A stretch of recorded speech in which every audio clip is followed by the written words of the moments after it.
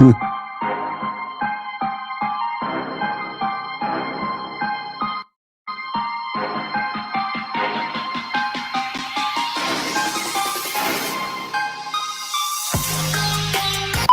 right.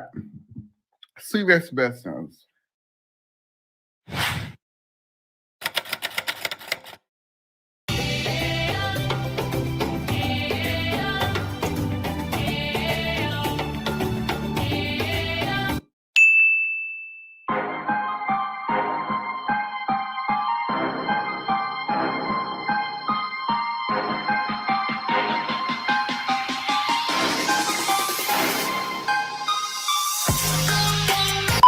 All right. Serious business. Hey. It's Fat Albert. How are you? How is everyone doing? I missed you all. I wait, drop a one if you guys can hear me well, if I'm using the right mic. I literally forgot how to use everything. I forgot how to use everything. I've missed you. Hey Sober Bobo, Cheeky, Rita, Yazzie. All right, I see one. So you guys are hearing me. All right. So I was traveling all over Asia for the last 3 weeks, and I just got back. I was supposed to be here on Wednesday, but I had my vocal nodules removed, so I was advised not to speak. So I decided I couldn't. I couldn't come. Actually, let's talk about this. So I love traveling. Love traveling. I think it is now a hobby of mine. I'm going to start traveling a lot more. I thought my traveling days were done because in uni, that's when I would travel the most. And so I'm like, oh, now you're an adult, you need responsibility. So whatever. But the problem with traveling is you can't take your home with you. And so my skincare routine was non-existent. Um, it- my hair was a mess. Well, not really, because that kept. This has been in for now a month. At the end of this week, it will be 4 weeks that my hair has been twisted. Um, my teeth, I just got them cleaned, and I asked my dentist to whiten my teeth because I haven't had them whitened all year. And the dentist was like, yeah, no, we're not doing that. Your teeth are white enough. So at least my teeth kept up. Um, Even though there were days when I only brushed my teeth once a day. Even though there were days where I only brushed my teeth once a day when I was traveling around. So they kept up. My skincare is a mess. My dermatologist suggested that I do laser to remove the hair because I have ingrown hair of some sort. So that's not great. So I'm considering laser, but I don't know. Maybe I want to go into my masculine and have a full beard. And I don't I don't know. Anywho, so let me talk about the trip. Noble says, Demas, excuse my language, but I've missed the F out of you. Welcome back, friend. Welcome. I'm happy to be back. I'm happy to be in my own bed. I'm happy to sort of be back in my routine. Um, if my voice goes out, it happened yesterday where like I just stopped talking, like it didn't hurt or anything, it just sounded weird, so I just kind of stopped talking. But if that happens again, um it might end soon, but it hasn't happened today, so I'm fine. um so where did I go? I went to South Korea. I could just say Korea because if I say Korea, everyone just assumes it's South Korea. So I went to Korea, Japan, uh Thailand, Singapore, and then I went to obviously the city, but Bali, and I enjoyed my time. So Korea wasn't as fun because I worked. I was a week in Korea. So obviously we went to Seoul and then we went to Daegu and we had a day trip here, whatever.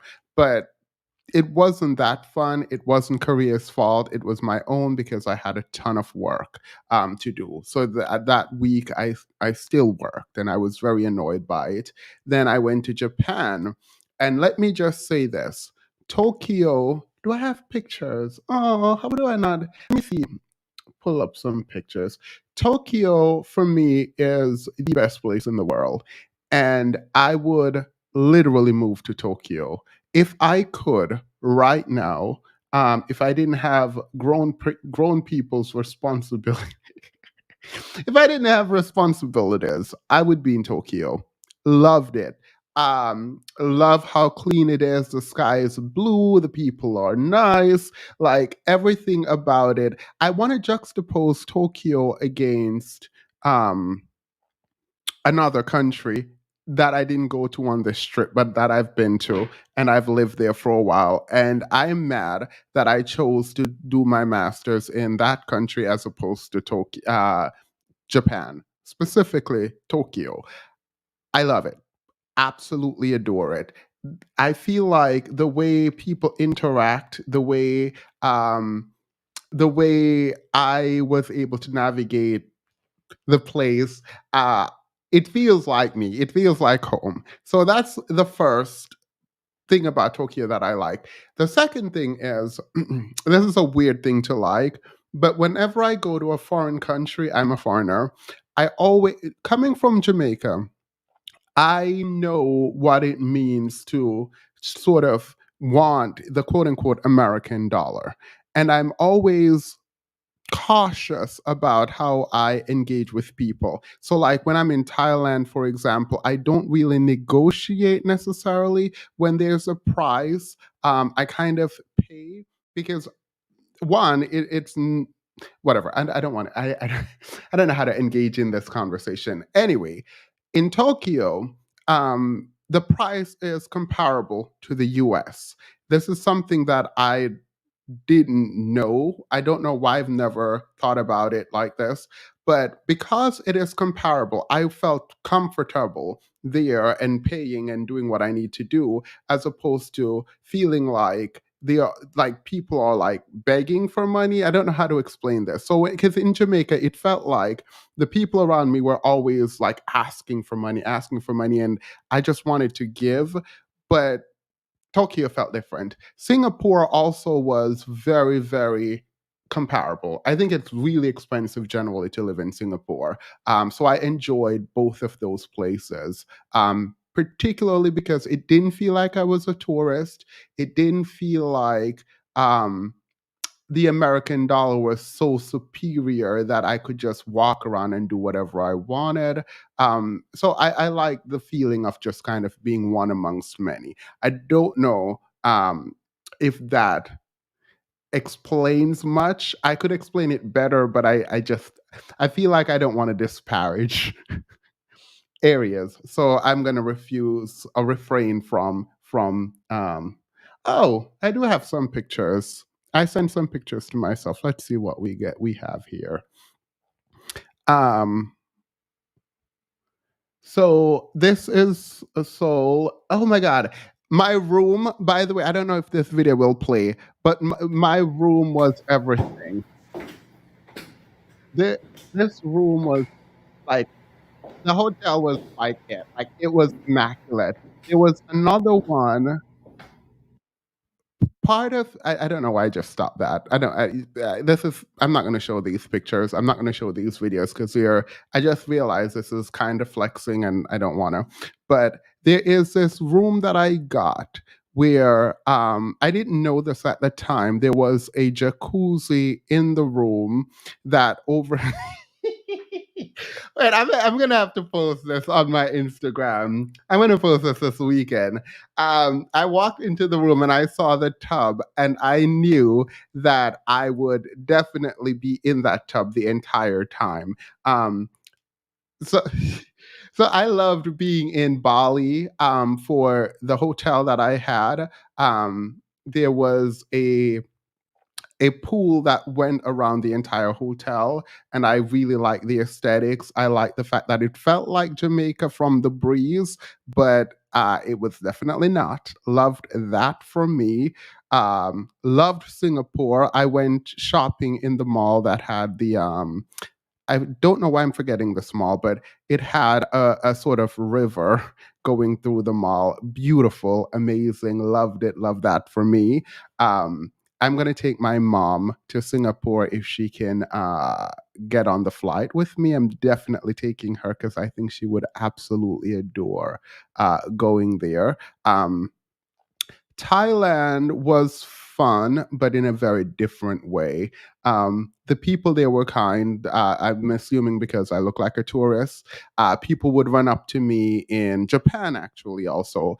And one, they thought I was a celebrity. This never fails. Every time I go to anywhere in Asia, people think I'm a celebrity. So probably should just act like a celebrity. I really appreciate the way that. I'm gonna leave that alone. I'm gonna leave that alone. But there are very specific things that kept happening to me, and people, a very specific compliment that I kept getting. And having gone to the gym so many times, I appreciate that they appreciate. Because I'm still skinny, but I'm skinny with some muscle on my bone. So apparently that is the aesthetic. So I am the. I'm kidding. I'm not kidding, but I'm kidding. Um, I like the aesthetic that they like in Asia, and I was living my best life. So, period. Someone came up to me and said, "Hip good." And I was like, period. Megan the Stallion song started playing in my head. Megan says money good. But in my mind, now it was like hip good. Because I was like, period. Nope, nope, nope. You all are wrong. No, that is not the one. That is not the one. It was just my. It's everything. It is everything. Anyway, I think I'm gonna leave this alone.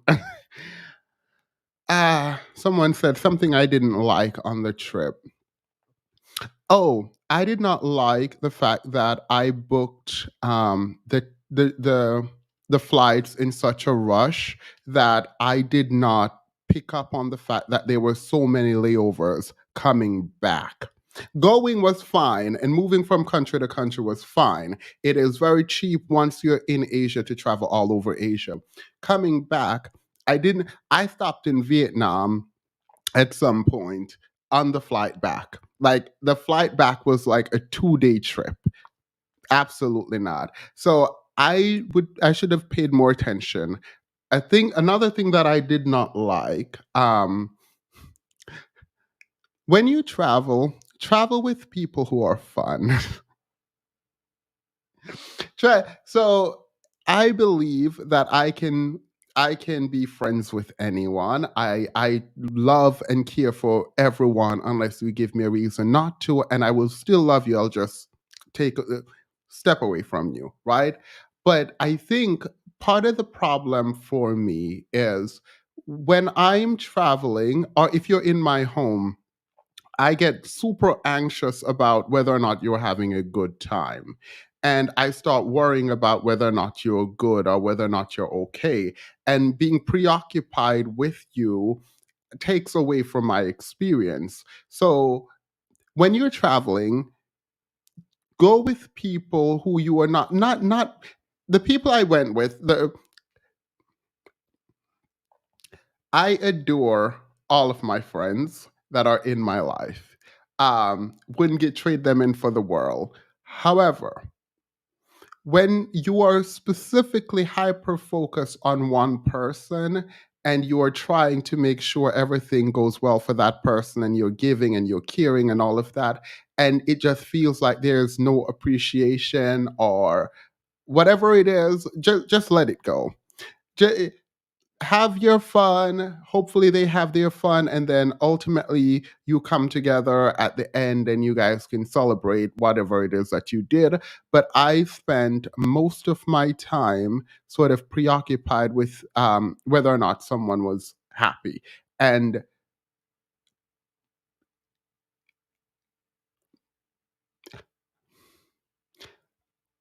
it was my favorite trip that I've ever been on, but I am planning to redo it. I'm planning to redo it next year.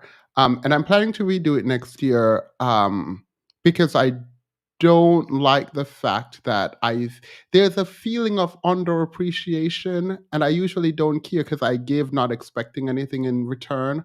But there is a feeling of underappreciation that I had that lingered for far too long.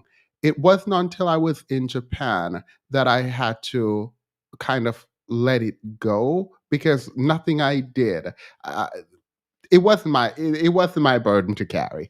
Essentially, is what I'm saying. Um, so I started journaling again, and I started writing a lot again, because it was very important to me that I captured the feelings that I was getting. And by the end of the trip, like when I was in Bali, I I was at peace. Like I figured out myself and kind of like what it is that I wanted out of the trip and out of this person in particular, and I got it. I got what it is that I wanted, and it had nothing to do with the other person. I wanted someone to have fun in a very specific way, and that's not how they have fun. I wanted to be thanked for my effort in a very specific way, and that's not how they show thanks. And what I learned is that you cannot give because you want specific responses. Don't give more than you are willing to let go of, right? Don't give up something that you think is valuable to you if you're going to resent the person you are giving it to if they don't say thank you in the way that you want them to say thank you. So at the end of it, I decided, you know what? I don't know about you, but I'm just going to relax and write my blogs and prepare to come back home. But I didn't like that specific feeling. But outside of that, I loved it. If you can go to Japan, please go. I think Japan should be listed as the top one of the top Japan. Tokyo specifically should be listed as one of the top cities in the world. For me, it is number 1, but it should be listed in the top 3. It is one of the best places to be. I went to a virtual reality. That's not a story. I'm going to get to the video. No, y'all don't care about this. So let me hurry up and say this. I went to a virtual reality place, and we were playing a game. I don't know who told me to do this. I usually don't play games, but I put on the game and I was getting ready to play. Tell me why we're in a haunted house.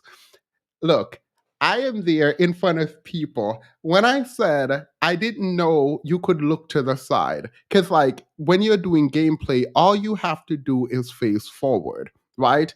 And you're just shooting, you're doing what you're doing, living your best life. Zombies coming, you shoot them. So my life kept going down. Like the thing that shows my life is going down. And I'm like, nothing is touching me. Girl, I just so happen to take a look. I just so happen to take a look to my side. Tell me why there is a zombie on me. When I said I didn't break the headset because there was something on the top holding it together, right? When I said I threw when I said I threw that headset off and I fell to the ground, because absolutely not. So the lady who was in there helping everyone ran over to me. There was a whole scene. I think I was stressed. I think I have a picture here. Let me show you. Y'all won't be able to see this. 'Cause I was stressed. My neck was hurting. I was on the floor. I could have cried. Let me show you what was happening.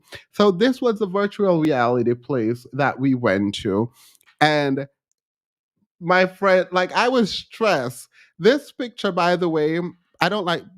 if you want to take a candid picture of me, let me know and we can pretend it's candid. Don't actually take a candid picture of me. Like, let me pose. So I am sitting there. I am stressed. I am mad. I am drinking coffee, and I'm just like, absolutely not. Because my heart is pounding. I literally fell on the floor. I probably would have hurt myself if not for these guns. Um, and I'm wondering if I broke the people's headset, and everyone is rushing over to me to like help me. And like, I'm over it. I'm done. So I go out there and sit down. Why are you laughing at me, taking pictures of me when I'm like literally having an existential crisis? Like I'm literally dying at this point because like what? So anywho, that happened, and then we went out. This is Korea. The second one is Korea. Yeah.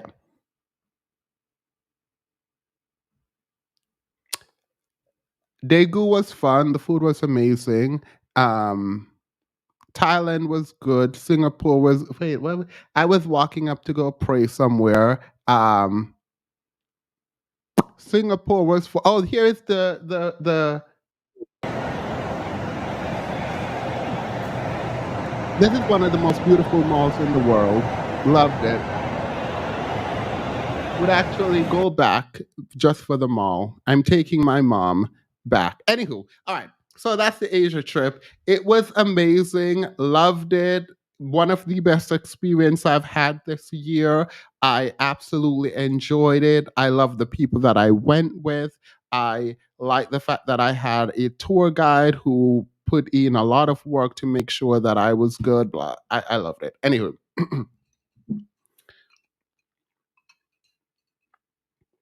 so I'm enjoying my life. Meanwhile, it's falling apart. Things are falling apart in the US. Tell me why I came back to the US to find out that people are getting divorced. Oh, let's. I don't remember how to do this, so let's start all over. Welcome, everyone. I missed you all. Grab your coffee, water, tea. I have coffee and oat milk, and a very specific kind of sugar. And it's really, really good. So hopefully you guys have something to drink. Demas, go back to the picture in the shots. I'm trying to see. Y'all be hyping me up, having me look a mess online, talking about things look good when they don't. But period. I'm excited. Someone said no passport bros. So I didn't see any passport bros because I didn't go into. I try to stay above. Let's just say they're just not going to be where they're just not going to be there. Giggle says, yeah, you're back. Missed you. I missed you so much. Thank you so much, Giggles. Lovely lady, welcome back. You've been a member for 13 months. Thank you so much. Capricorn woman has been a member for 23 months. Thank you. Sinji, your channel is literally probably the only one that I watched while I was away. Welcome back, Demas. Thank you. I appreciate that. Thank you so much. Thank you for also keeping me entertained while I was away by watching your videos. I really, really appreciate the work that you put in because Jeannie Mai, whatever her name is, she's about to get dragged. It is what it is. I also read your post actually on Holly. And Holly popped up in my journals too, because I was thinking about this, and I think that's where I want to start. Actually, I think that's where I want to start today. So thank you, Sin. Thank you, and I will start with your post on Holly. We're going to talk about her in a moment. Passport bros can't afford to step. Look, I didn't say that. All right.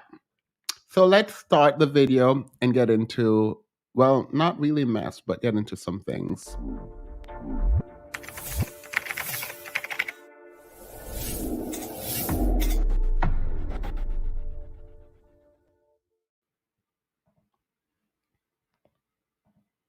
just so happy. Hallie and Daryl are so happy. He's been so sweet and everything. I fuck with Daryl. I fuck with Daryl. I don't care what nobody says. Y'all don't see like behind the scenes. Like I love them. I really do. Hallie came out tonight. I got to see Sis and she brought Daryl, and I was really happy to see them. They look so happy. And I'm just so happy that they came. They were so sweet. They were so sweet. And I'm just completely grateful. Okay, first of all, I don't believe you. But for those who don't know, she was finishing up her tour. Forgot she was on tour, but I'm glad she had a successful tour. She's a talented young woman. Adore her and her sister to the nth degree. Um, but DDG and Holly came to watch her last performance, and she is thanking them for coming, and she's telling us. She's trying to convince us that they're happy behind the scenes. I don't doubt that they're happy. She said she's happy for them. Y- You should be if whatever. Anyway, however, I am very annoyed. I am annoyed, but I don't have a right to be.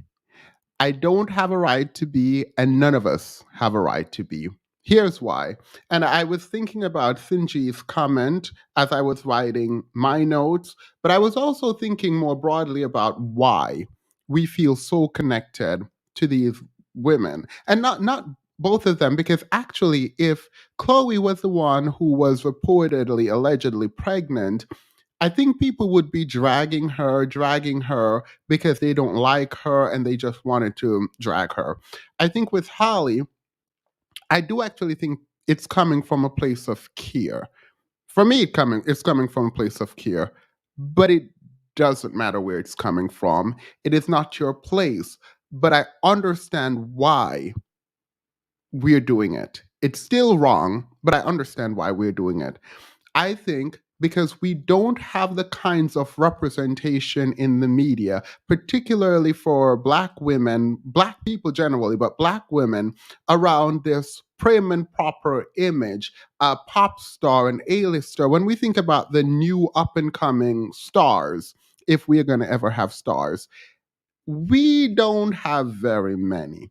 And Holly was seeming to be, and still can be, one of the first of the new people to be on the A list, like a legit A-lister that is in Hollywood. And because of that, it feels like she's not allowed to make mistakes. Now, to be fair, and I'm not calling her child a mistake. Will I call DDG a mistake? Maybe, but I'm not calling her child a mistake. If she's pregnant, I don't know. But it seems that when one person messes up, if you call this messing up, that we amplified in our minds because we only have one. One person messing up is everyone who is up there messing up, or at least 50%, 25%, but no less than 25% of the young people who are about to hit like an A-lister that we can look up to or whatever, when it's them messing up, like almost all of them messing up. The problem though with this is that we don't let people be human. We don't let people be human. It's easy to sit down here, down away from Hollywood, and make judgments knowing that we could not live up to these standards. Like we would be messing up in the way, maybe even worse than you think she is messing up now.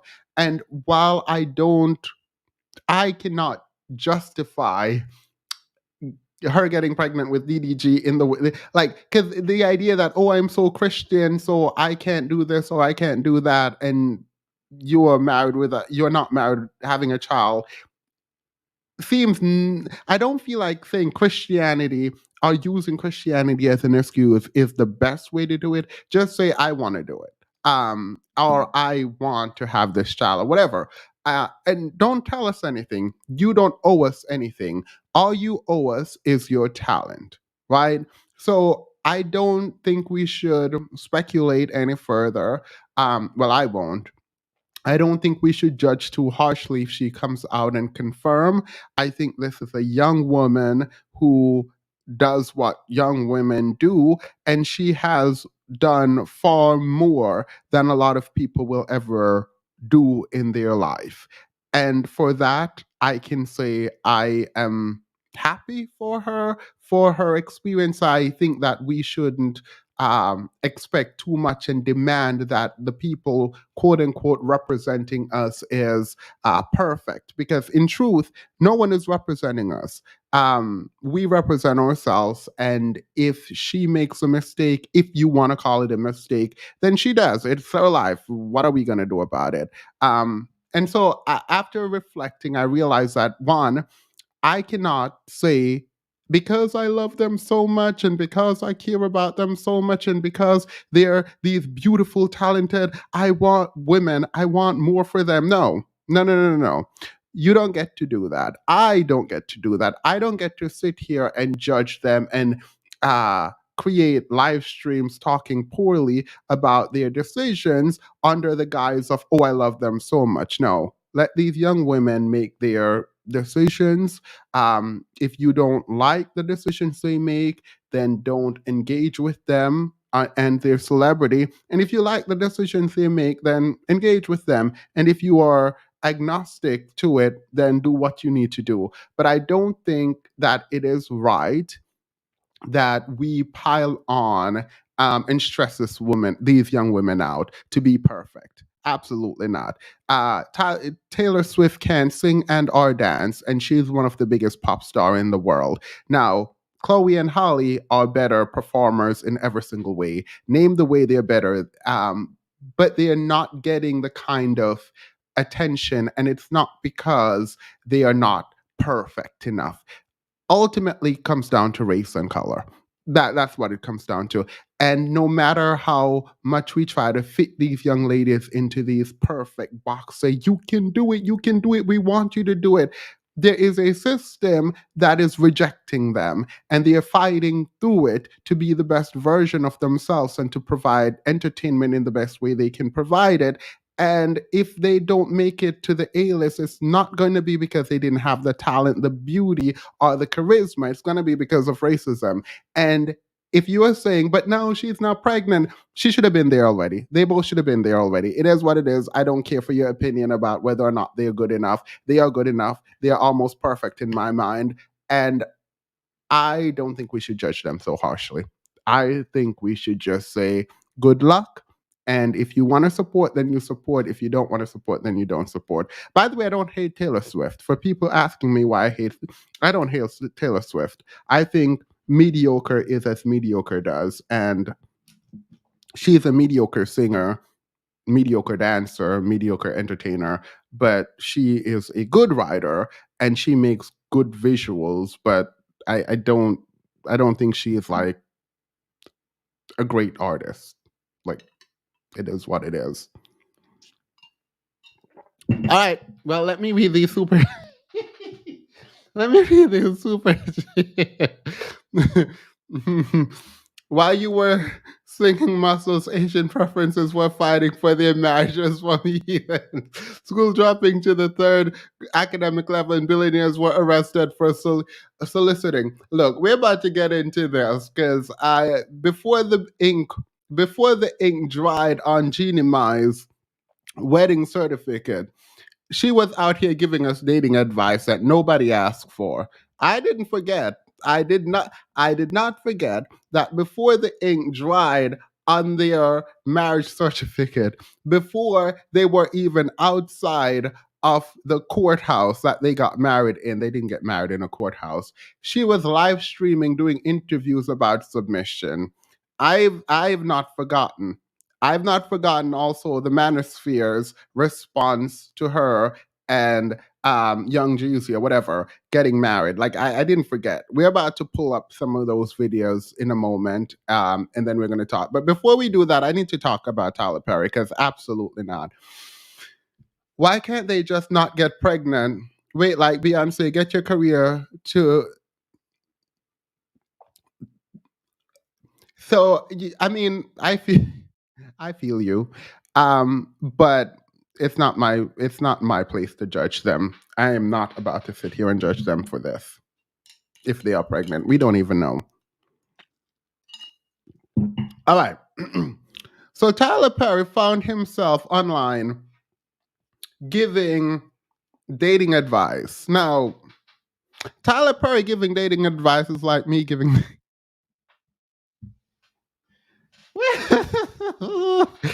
Look, there is a huge caution if you take dating. Don't take dating advice from me, and please don't take dating advice from Tyler Perry. And please don't do that. Do not take dating advice from Tyler Perry. And here's something that I don't understand. Instead of telling people that they pause. I need to preface this because the social justice warriors are about to come out. And you're welcome to come out. You can get dragged too. Because if you believe in socialism, I am there with you. You'll understand what I'm about to say. But let me preface this by saying, because I'm not repeating this part. If you believe in socialism, period, good for you. Until we have this socialist utopia, if you're a Marxist, until we get this Marxist utopia that you're thinking about, we currently need money to survive in the society. We do. Having children and not being able to afford it, making the conscious decision to have children and not be able to afford it, is creating a very difficult life for these kids. I'm saying this now because I don't want to hear when I respond to Tyler Perry that, oh, but you shouldn't have money to do this. The state should be able to.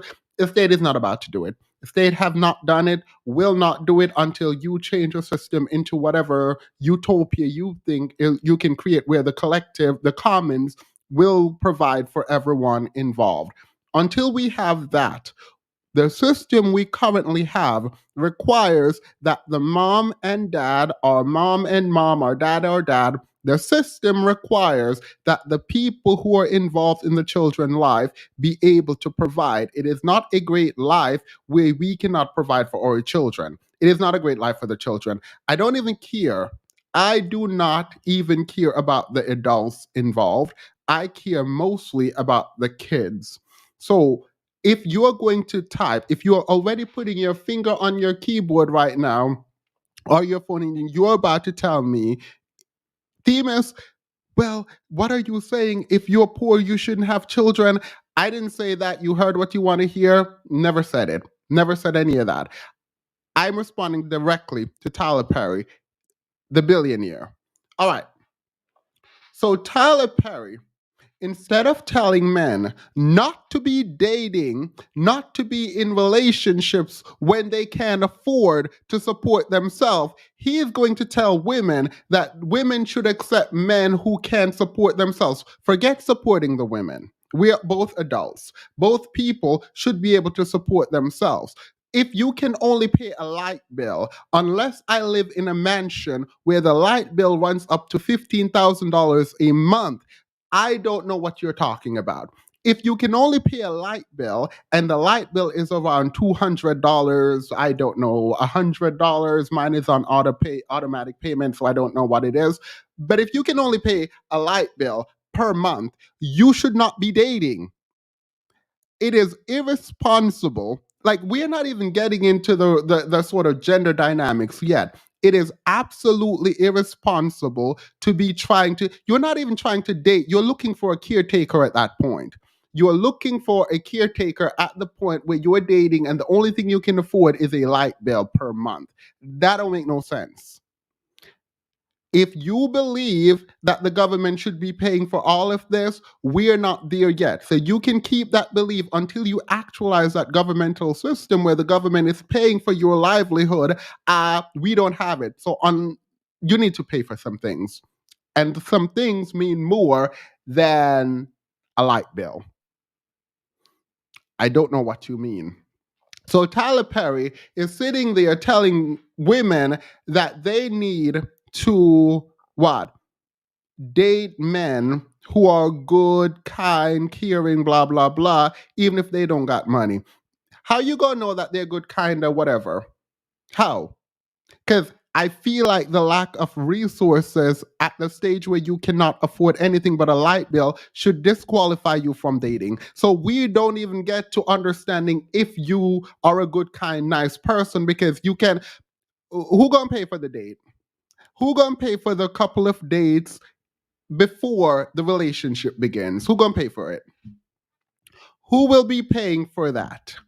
Because if we don't know, if you can't afford anything, how are you even going to date? How do you end up in a relationship when you can't pay for anything? By the way, pause. Let me just say this. I went out, and this is the people are slick because this is ridiculous. The dynamic Tyler Perry is arguing against isn't real. Women aren't saying they're not dating, they should, but women in the black community aren't saying they're not dating men who are broke. In fact, I felt so weird because I went out this week. The Congressional Black Caucus is caucusing. And so they have a bunch of events, and I went to a bunch of them. And no less than 8 women have offered to buy me drinks out when I'm at a bar. I am hoping that these women, when they came to me to offer to buy me drinks, I was looking good. I was having my suit on and everything. I hope that it was some kind of reverse psychology. I hope it was some kind of, because I ended up buying them drinks and their friends drinks because I'm not about to sit here and just have you buy me drinks. I don't, one, why? Two, period, because I look good. Three, this is a weird dynamic, but I hope it was some kind of reverse psychology. However, black women tend to date down generally. The idea, and I don't know where this talking point came from, where black women only want a high value man. First of all, if that were true, a lot of black women wouldn't be partnered. A lot of black women aren't getting married, but a lot of black women are partnering black men. And if they only wanted high value men, the reality is we don't have those, like generally. So, who are these women dating? You are lying. You are lying. What you are doing is you're reinforcing something that already exists by pretending like it doesn't. The fact is, black women aren't waiting for these men to be rich. They're dating them, they are dating them without them having anything. So you sitting up there saying, oh, you should date him if he's a good man, if he cares about this, if he cares about that, even if all he can do is pay the light bill and take you out once or twice. Why? Why is it that you are not telling men to be better? Because it sounds like you don't believe in the capacity of these men. That's what it's sounding like to me. It sounds like, because for me, I believe that black men have the capacity for greatness. And I am not being facetious when I said this. I came on YouTube saying this, and I will leave YouTube saying this. Now, whether that potential will be actualized is something completely different. But I'm not about to sit here and tell their counterparts, if you think that black women are black men's counterparts, I'm not about to tell them to, yeah, you know what, you need to take. No, no, absolutely not. What happens if she does not have paid time off and you guys decide to have a child? What happens then? If you can work enough to take care of everything while she might be on bed rest, maybe the pregnancy isn't as easy, and she can't go to work for, let's say, 4 or 5 months. If you can work in those 4 or 5 months to provide and take care of that, you could have done it all this time. And if you can, what happens to that child, the mother, and you? That doesn't make sense. So now imagine my surprise. Imagine my absolute surprise when I heard men online agreeing with this. When I heard Christian men online agreeing with this. So, y'all, wait. I can't yell. I was told not to yell. y'all just go ignore that Bible. That men want women to be the providers now. Do y'all also want them to submit? I was watching the Lapeef network, and I think I should probably pull some of this up. Where men were up on the panel talking about followership. We want to talk about followership and why follow. Y'all aren't leaders. First of all, let's get this clear. The the first instant as a leader, you decided that you were going to blame the quote unquote followers for whatever is happening, you stop being a leader. The person you are blaming is the leader in that scenario. If you can't take responsibility for where you are and where you're heading, you are not the leader. What do you mean you're going to sit up on a panel and talk about followership, and someone, forgot who, brought up leadership? They're going to say, oh, we're not talking about leadership right now, we're talking about followership. How do you talk about followership without talking about leadership? How? Why are we discussing followership? What does, because you, if the fundamental issue is the leader, we don't even get to the followers. What do you mean? Build it and they will come, not they will come and then you build it. What? Like, I don't understand it. And the idea, like, by the way, let me be clear, I know nothing outside of servant leadership. Leadership is a sacrifice. It is not the biggest piece of chicken. It is not sitting at the head of the table. It is not you yelling and everyone submitting to you. No, it is you are the last person to eat, which means if you run out of food, you don't eat. If the tribe runs out of food, as the leader, you are not going to eat. You are at the back of the line because you are fighting off whatever is coming, or you're at the front to prevent whatever is coming from the front. You're not at the front just being there to be showcase your position. Like that's not what it is. You are a servant. You work for the people. You are not a leader because you are the biggest person in the room and everyone should bow to you. No, you're the biggest person in the room, so you probably are going to go ward off anyone who is coming to attack. You are a leader because you're serving people. You are a servant. Servant. You are a servant.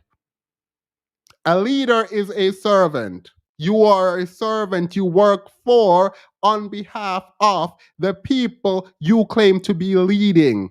They don't work for you. You work for them. You care for them. You take care of them. Like, what do you mean? Like, I'm sitting at these people and I'm watching them. I'm like, actually, first of all, thank you to the subscriber who sent me that panel. I appreciate it. Because after I watched Kay on the Lapeef network, I said I wouldn't watch it unless someone sent something to me. But like, I'm watching these men and they're trying to detach leadership from the followers and they're trying to blame the followers for where they are. So none of y'all are leaders. No leader, none, absolutely none, will sit up there and blame everyone else for where they are as opposed to taking responsibility. That does not make sense. None of that makes sense. You don't do that. Every single book on leadership, every single legitimate book on leadership will explain that to you.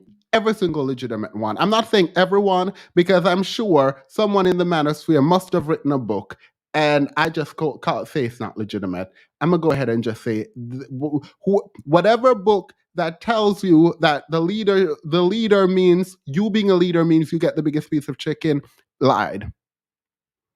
They lied. That don't make people like it was so annoying because at one point I stopped, by the way. I only watched 15 minutes. And the reason I watched 15 minutes was because I was jet lagged and I had nothing else to do. So it is like 5 a.m. in the morning, and I'm watching these men. Literally, I didn't even watch, I should have watched more. No, I'm not going to review that foolishness. No, and nobody have time for that. I'm not going to. I don't know who is a barber. I don't know if someone said he's a barber. Being a barber, I don't think it's a bad job. Like, I mean, you can scale that business real easily, particularly if you're really good at it. I don't drag people based on their profession. We do what we can. It's a profession.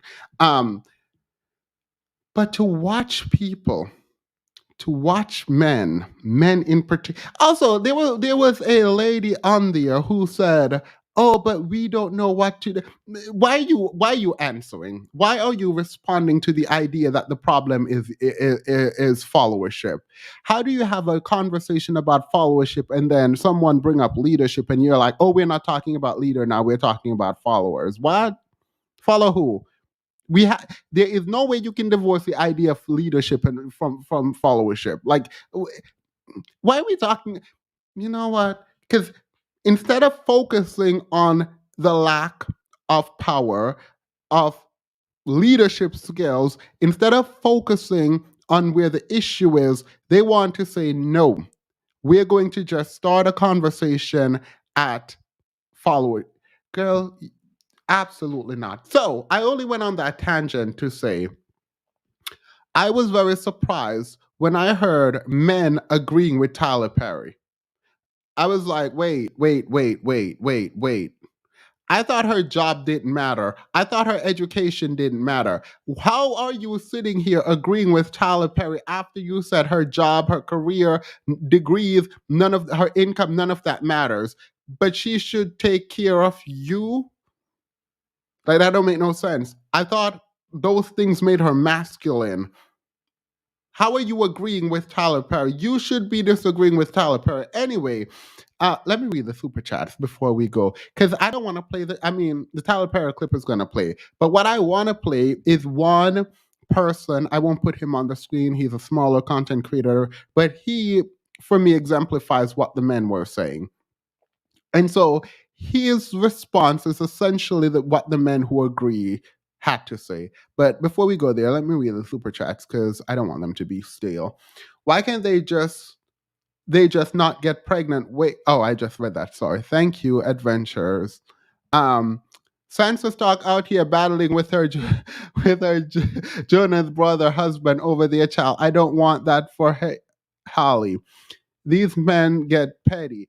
Yeah, I saw that she filed suit that Joe Jonas kidnapped kidnapped their daughters. It's funny because didn't Joe Jonas come on Instagram talking about they had a beautiful relationship and it's an amicable split? And I'm like, if they were so beautiful, y'all just splitting up, all right, period. Then Sophie Turner, I think her name is, comes out.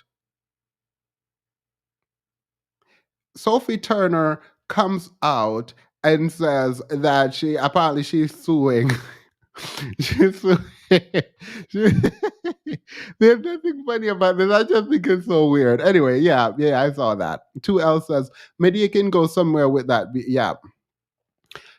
The thing is, what I don't also understand is why people are surprised at Tyler Perry's position. Tyler Perry's position has not changed. He did, in fact, create an entire, I'm going to call it a genre of entertainment where women who tried to aim too high got knocked down. For women in Tyler Perry's movies, go back and watch it. For women in Tyler Perry's movies, and by the way, I used to support everything Tyler Perry does, not because I agreed with him, but because it was a black man doing his thing. If you are a woman, to be happy, if you're successful, you're either gonna date the garbage truck driver, nothing wrong with that, the barber, someone who isn't making as much money as you. And if, in fact, you try to date someone who is doing well, or if you try to elevate in any way, you will be humbled. If you did not stick through a man going through a hard time and you broke up with them in Tyler Perry's movie, that man is going to become filthy rich, from a machine or a software that should have been very outdated by the time they would have sold it, and they're going to go on to go marry the woman who get them money, and you're going to be looking crazy going on a boat attacking both of them, killing them. Acrimony, I think this one is called. That is all of his plots. You are going to be humbled, you need to settle, and if you don't settle, you are going to feel the wrath of Tyler Perry. That is all his movies, all of them.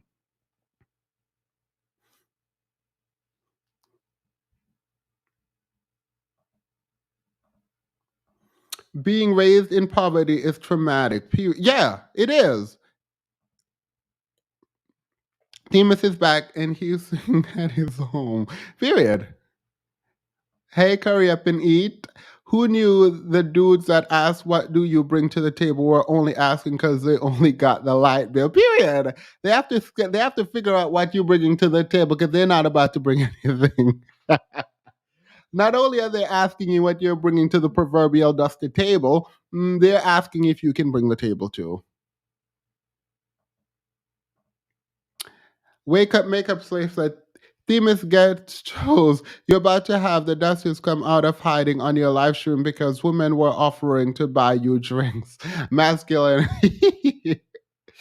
Yeah. Behind every unsuccessful woman is a man. Oh. Alabama boy took Tyrone Perry off my TV. Men are competing to be world leaders, and these women are looking for followership from women to their house where they only pay light bill. Thank you, Vanity. Tyler Perry trying to start controversy for his new movie. It's called I Will Date the Bus Driver. Oh my God. Isn't Tiffany Haddish coming out with something about dating homeless people? Isn't Tiffany Haddish coming out with something about dating dating people experiencing homelessness? All right. Well, before I move on, I will say that I think Tyler Perry might have said this to trigger so that whatever podcast he was on could go viral because it sounded like, because I went back to watch more of the interview, I got bored. So I kind of skipped around. So I didn't watch the full thing. But it sounded like the lady who was doing the interview was his friend. Apparently, they've been to his. Apparently, he has an island, and she's been there, and she was talking about in the past she's done this, this, and that. So apparently, they're friends.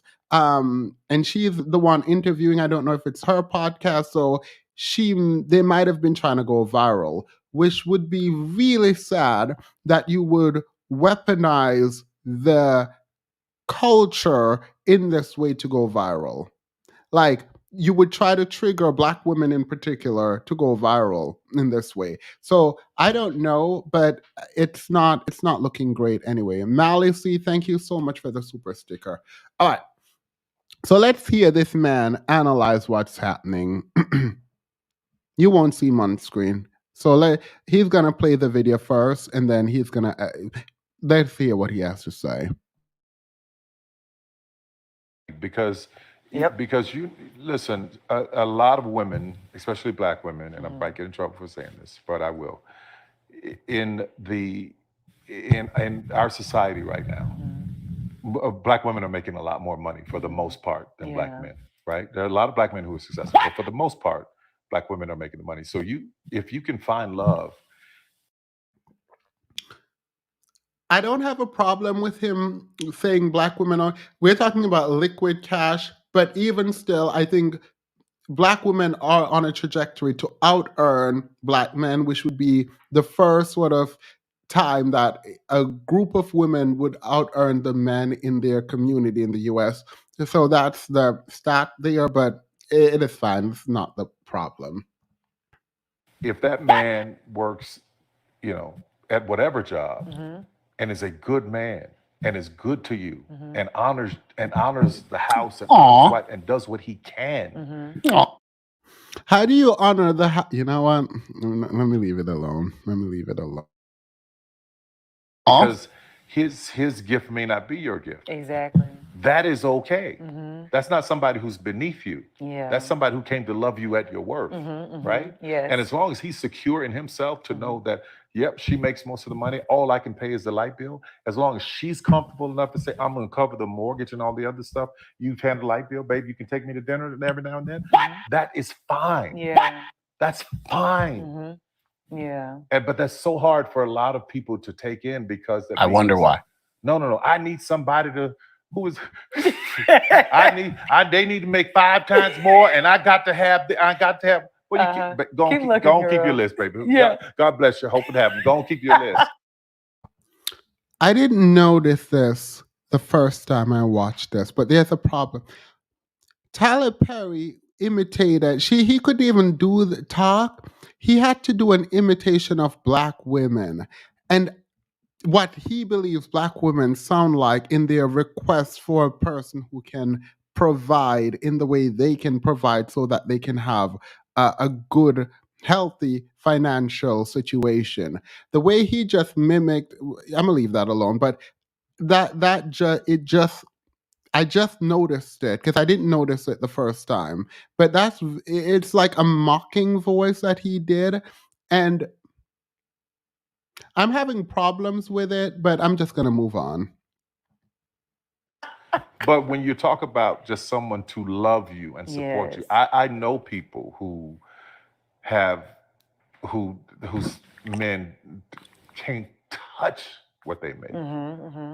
But when you see them together, that love, that support, that I got you, babe, it's a beautiful thing. It is. Yeah, It is. yeah. All right.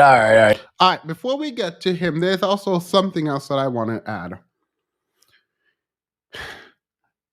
Abuse goes up, trigger warning, when the woman in a relationship is making more than the man. Can you guess why? There's a ton of research on this, but you don't need to research. Society is not structured in a way where men feel comfortable they shouldn't, based on this society, when the woman is out earning them. There was a story that was told by me, where a guy took his girlfriend's card and paid for the food at the restaurant. And when the waiter came back and said the name, it was a woman's name. And so we all kind of knew it was her card, looking at him like, girl, why would you give him your card to pay for the food? Like, that doesn't make sense. Why is he pulling out your card out of his wallet? It looks odd, and there is a kind of social stigma. Now, we can talk about whether or not there should be a social stigma around it. Ultimately, what this causes is a psychological issue in the man who is unable to live up to his role in a patriarchal society that has a patriarchal bargain. You are not about to convince me that the issue along the ego line is with the women who might actually have a problem with introducing a man to her group of friends and saying, here is my husband, boyfriend, whatever, and he doesn't have a degree and he doesn't make money. All of us do. It might be awkward, but maybe you can work past that. What is more important, and what the research highlights here, is that men are unable to deal, because of their ego, with a woman making more than them. Not just because they might want to work, but because society judges harshly men who are unable to provide or who makes less than their partner. Judge whether or not it's right or wrong. I don't care. What I am saying is it's very dangerous. Relationships tend to not last when the woman out earns the man. Maybe it should change. Do what you want. Theorize on anything. I'm just here to say the facts. That is a problem. And that's the problem for the man to solve.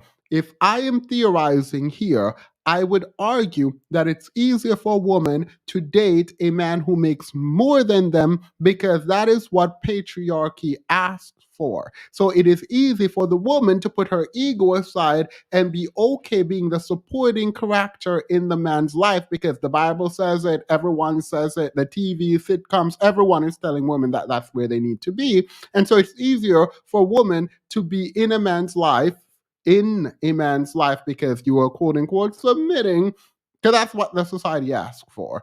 It's harder for the man to take that role on. And what happens is anger and ego flares up. I said anger separate from ego, where one causes the other, usually, and puts the woman in a ton of harm. Yeah, no, absolutely not. Tyler Perry pimped the woman, the value in him to make him wealthy, not pimp the women in him. Like, that's kind of ridiculous. Like, the analysis is so underdeveloped that it has to be a troll. Like, this has to be Tyler Perry trolling. Like, it just has to be him trolling because ain't no way he believed this. It was also the tone of voice he used to ridicule the caricature black woman at some during the interview while he built his whole career on the backs of That's the thank you, Noble B. That's the feeling I was like. Why are you doing this voice right now? So Tyler Perry is encouraging men to lean into being nabs. Period. But here, all right. Actually, two L's. That's what I assumed everyone would say. No, how dare you, Tyler? Men. I assume men would say, no, how dare you, Tyler Perry? We can do this. We can pay. I thought they would push back, particularly those people asking for a submission. The people asking for submission should definitely be front and center right now, arguing against Tyler Perry. But instead, let's hear this man's analysis, if you can call it that. If you can call it analysis, let's do it.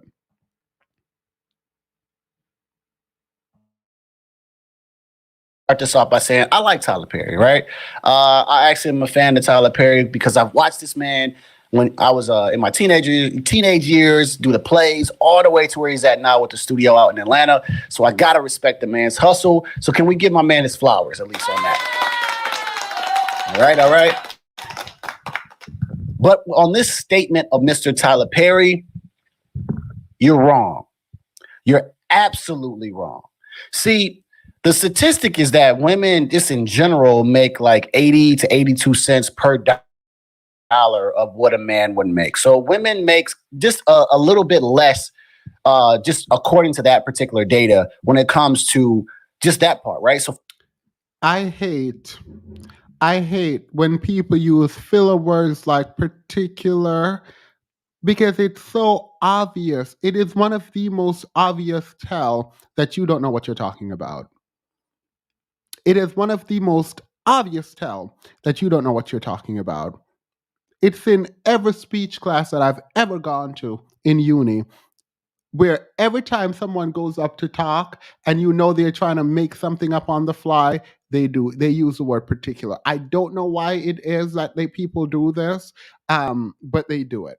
So I'm gonna go ahead and say he does know what he's talking about. Also, if you're doing if you're analyzing research generally, you are literally going to have to break it down since he is talking specifically about the Black community. But let's continue. for every dollar that's out there that a man makes, a woman makes about 82% of that, right?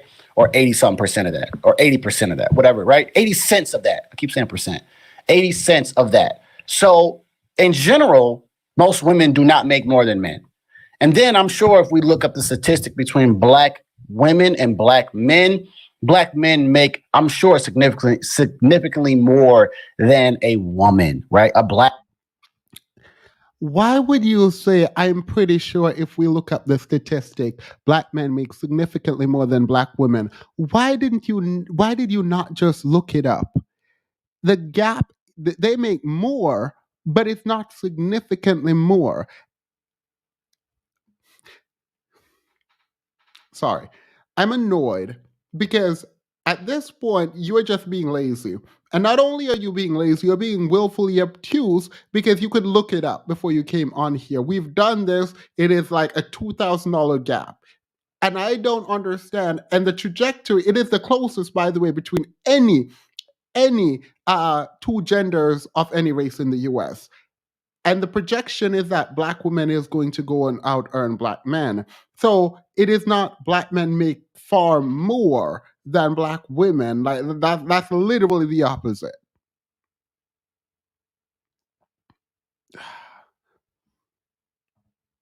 Black woman. So this is just not right. Now, here's where I'm gonna just give Tyler Perry a little bit of slack here, because the world that Tyler Perry lives in is totally different, right? Tyler Perry lives in a world where he's around the Viola Davises, the Taraji P. Hensons, all of these people. So life is a little bit different for Tyler Perry. Okay, much different for Tyler Perry. So he sees these women probably all the time, on a daily basis. So what I'm gonna say is he probably does see these type of people, right? And in his world, he thinks that, but in reality, This is so dumb. So Tyler Perry only have women friends in Hollywood. So your argument only works if Tyler Perry knows more women than men in Hollywood, and the women far out earn the men. You can't just make this statement. You literally can't just make the statement that Tyler Perry just looking around him and seeing all the women who are rich. No, he probably look around and see all the men too in his circle, and you don't have to use his circle, just black celebrity. The statement here is completely useless. Also, you could literally Google black women versus black men income. You could literally, I'm not putting it on the screen, but like, I'm so annoyed.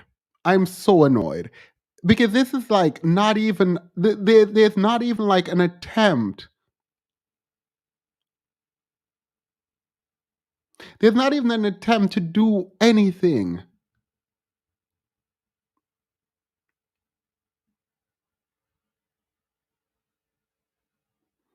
I hate this for us. I actually really hate this for us. right here on the I don't want to say ground level, but just in everyday life, the everyday Joe, this is not going. His wife is not making more than him most of the time, right? So that alone is wrong. But here's where we got to get to, right?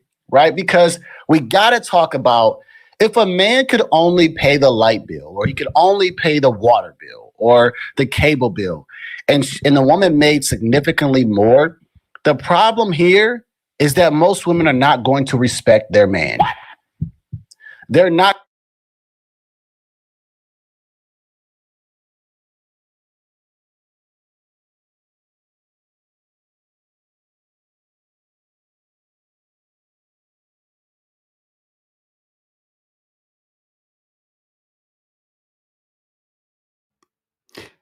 No, I'm not doing this. Nope, I'm not doing someone else's work for them. I'm not doing that. I'm not sitting here and pulling up. Let me delete all my tabs with everything about research. Let's delete all of that. Projections of black women's income. Yeah, let's. No, I'm not doing that. You could have done it yourself. You could have Googled that. Not going to respect him when it comes to him making less. That woman's going to tell him, hey, babe, you need to go out and find another job. Sensational. Because she wants to be secure. And for her to feel secure, she needs to make sure that her man is the main one working, right? If she gets pregnant and she wants to take some time off, the man now has to step up. See, what Tyler Perry is saying and what he's saying is something that should be normal. How? How do you actually make the legitimate argument? How do you make the legitimate argument that women would and should make? They don't. They actually, in reality, he's wrong, right? We could actually, he could Google, sir, Google female led household for marriages in the Black community. Please do that. And you will see that compared to other races of women, Black women are far more likely to be the primary breadwinner in even in a marriage. But forget that. Forget that for a second. You literally just made the perfect argument for why women would want men to make money more than being able to pay the light bill because of security, potential family, having children and being able to care for them, for her to be able to take time off during a pregnancy, depending on how the pregnancy goes. You literally just made the argument and then you just dismissed it. No, that is the perfect argument. Like, it's almost like his brain is working somewhere, like somewhere deep in his brain. The truth is here coming out, and he just like dismiss it because he made the legitimate argument that women should be making. He literally just made it and then dismisses it without even really addressing it at all. Just completely I'm gonna go back a little bit because yes, oh my god, this is so annoying. I'm so annoyed. How do you not even? Sorry. I need to calm down to be able to actually talk. I do need to calm down to actually talk. Because I just realized I said nothing just now. Let me read these super chats. Apologies for the typo, Steam. It's ADHD. No, you're fine. You're fine. Thank you. Welcome to the membership. Wait, ping you. My membership dance. Is a light bill in his name? Good credit is vital. Look, they can go to DJ Envy, and DJ Envy will figure out how to get them a home.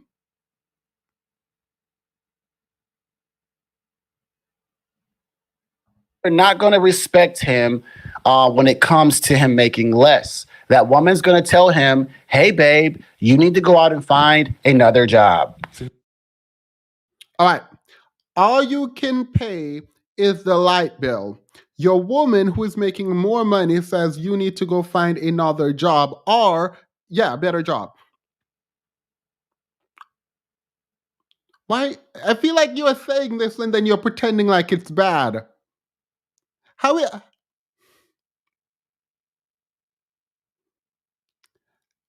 are you pretending this is bad? Hey, babe, you need to find another job because all you can pay is the light bill and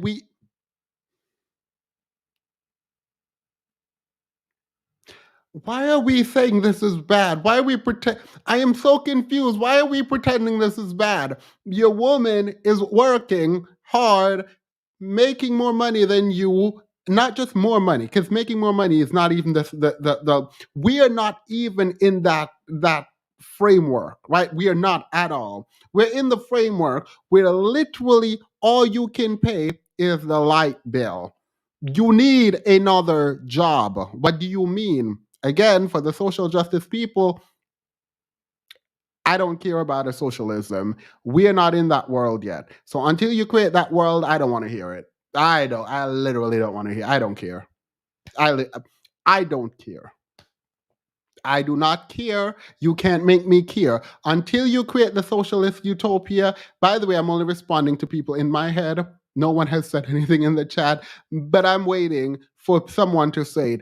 Until you create this utopia, people still need money and to survive. You can sit up here and say, oh, well, you should be able to do this and you should be able to do that, even if you don't have any money. Well, should, would, could, we can't. So I don't want to hear it. I'm speaking to someone very specific, by the way. They're not in this chat, but I know they're going to watch and they're going to reach out to me and, oh my God, no, I don't care. Please, if you are going to reach out to me to talk about socialism, know that I don't care. And my response to you is, where is the socialist utopia? And if you can't show it to me, then we're talking about children being born into a capitalistic society and they need money, they need resources. It's not fun. So please, no.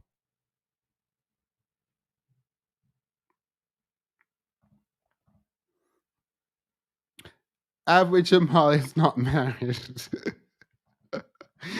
I don't even want a pet because they won't pay their fair share of bills. With that being said, if I had to choose between the light bill, man, I'd rather just raise a pet or plan, probably cheaper, right? Thank you, Lily. Tyler Perry wants black women to put black men out because she's paying the mortgage. In the black community, black women are the government. Oh, Sensational. because she wants to be secure. And for her to feel secure, she needs to make sure that her man is the main one working, right? If she gets pregnant and she wants to take some time off. nope, didn't say anything about the main one. Just be able to than a pay more than a light bill. By the way, I I probably shouldn't do this. This is not advice. Well, if Tyler Perry can give y'all advice, I can. If Tyler Perry can give advice, I can give advice. That if Tyler Perry can give dating advice, I can give dating advice. It is what it is. I feel qualified now. So you can take this if you want. You can choose to if you don't. Apparently, I can give advice. So I believe that one of the best ways to go about thinking about a relationship financially is if you guys are going to merge your life together, each one of you individually should be able to pay for that life. Now, this excludes the trad wife. Now, if you want to be a trad wife, this girl, live your best life. They have nothing against you. Love that for you. Love a trad wife. Love a hypergamy queen. I actually do. I'm not even joking. I'm here for it. But even in those situations, in my mind, when people are saying they want a man who is going to provide, I usually assume that they're still going to be able to provide for themselves in the case that the man no longer can or willing to provide for them. I always believe that both people should be able to independently take care of everything in the life you created. If you can't do that, I think that that's a shaky start in my mind. But that's just me. And if you both aren't making a lot of money, then your lifestyle shouldn't depend on both of y'all coming together. It should be literally one of y'all should be able to pay for it. I don't know where y'all gonna live. Tyler Perry should create jobs for bandits. I shouldn't have said that word. No, I'm on timeout myself. Thank you. The man now has to step up. See, what Tyler Perry is saying and what he's saying is something that should be normal and understood in today's day and age. If a man was only able to do this, then the woman should say, "Hey, babe, I'll take you out on a few dates. Don't worry about it. You take care of these."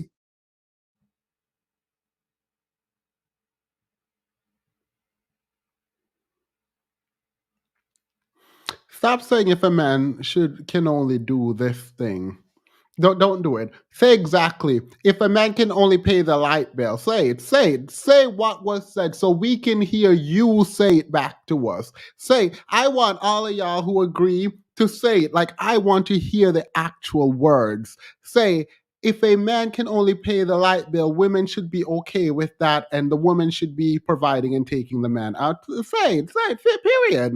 Let us know how you feel. Oh, I knew these people were all lying when they were saying, "Oh, your job and education don't matter." I knew they were lying. I knew they were lying. How could it?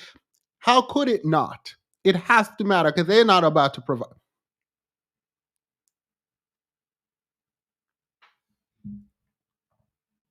Bills, I'll take care of this.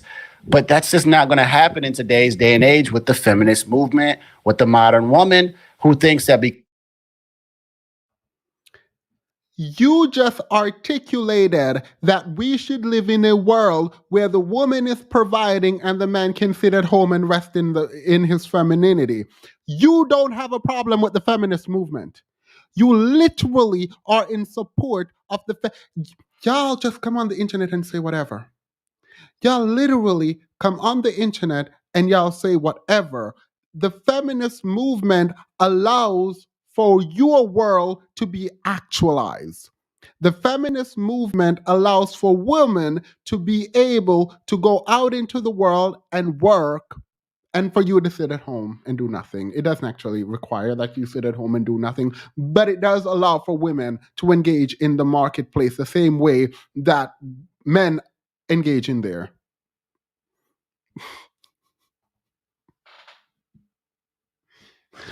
He sounds like a modern woman himself, period. You can't be against like they're just saying feminist and like buzzwords because you, sir, are a feminist. I don't think you understand what feminism is and what it does, but you would agree with it.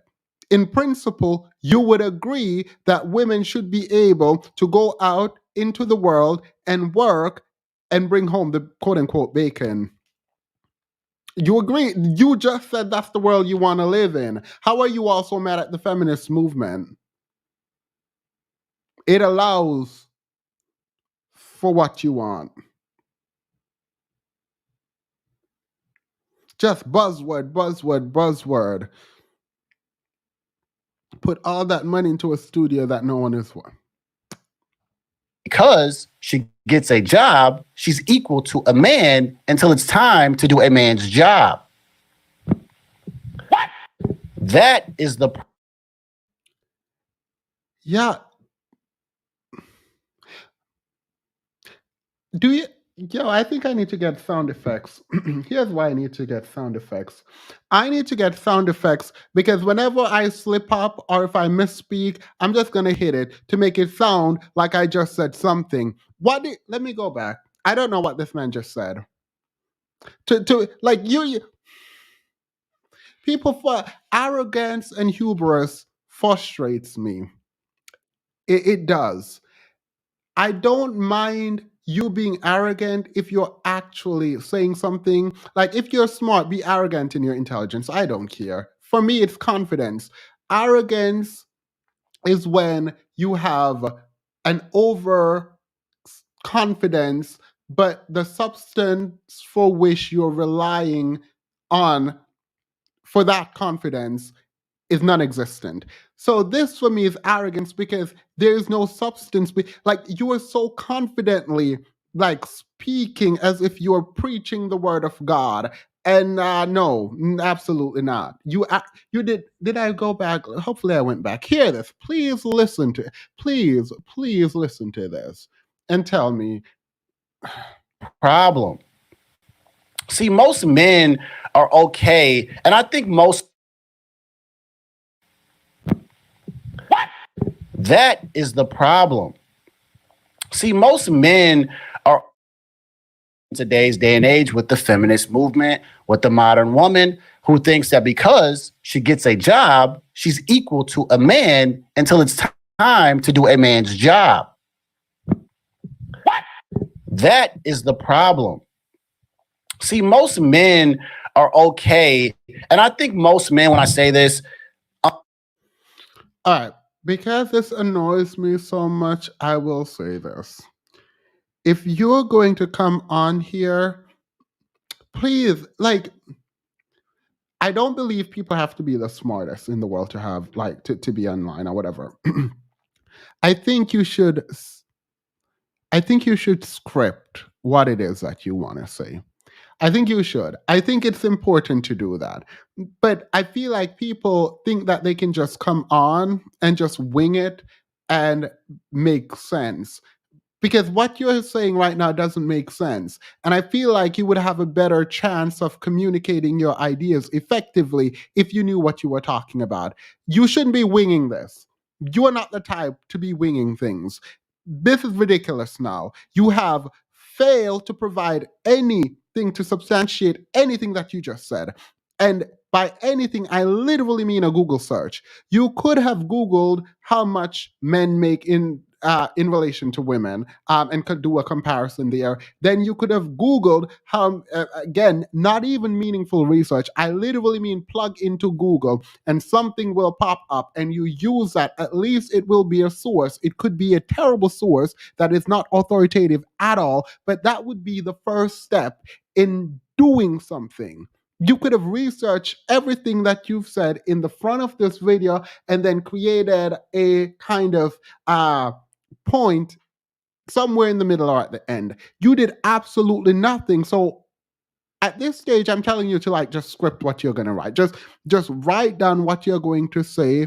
Have someone read it, ask them if it makes sense, and then come on and talk about it. Because you said absolutely nothing there. Most live in a black woman home. She paid for the ring, the car, the shoe. Mm-mm. Mm-mm. I don't like this for us. I don't know why I'm saying for us. I don't know why I'm identifying with this man, but I don't like this for us. I don't like. Understand this, right? If their woman had made more than them, I mean, obviously a man is looking to go out there, be the hunter, and make as much money as he can, right? But if they were Girl, why did you change the camera angle? Also, you are lying. A man is not getting ready to go out there and make as much money as he can. Didn't you just argue that a woman is going to tell you to go get another job to make more money? If that is true, and you are mad that a woman is telling you to go out into the world and get another job, you are not trying to make as much money as you can because you're mad at her for telling you to go make more money. And you can make more money if she's telling you to go get more money. What are you talking about? Like, you're literally contradicting yourself. Like, none of this makes sense. It doesn't make sense because you just want the conclusion. You're literally not even thinking about your reasoning. This is why most of these arguments fall apart in the manosphere. Y'all don't want feminism, you hate feminism, but everything you espouse seems to be in alignment with feminism, yet you hate it. Like, why? Why? Actually, tell me what is feminine. Sir, if you're watching, I don't know if you're watching, you can definitely come up. This would not be a conversation, it would be a lesson. No, absolutely not.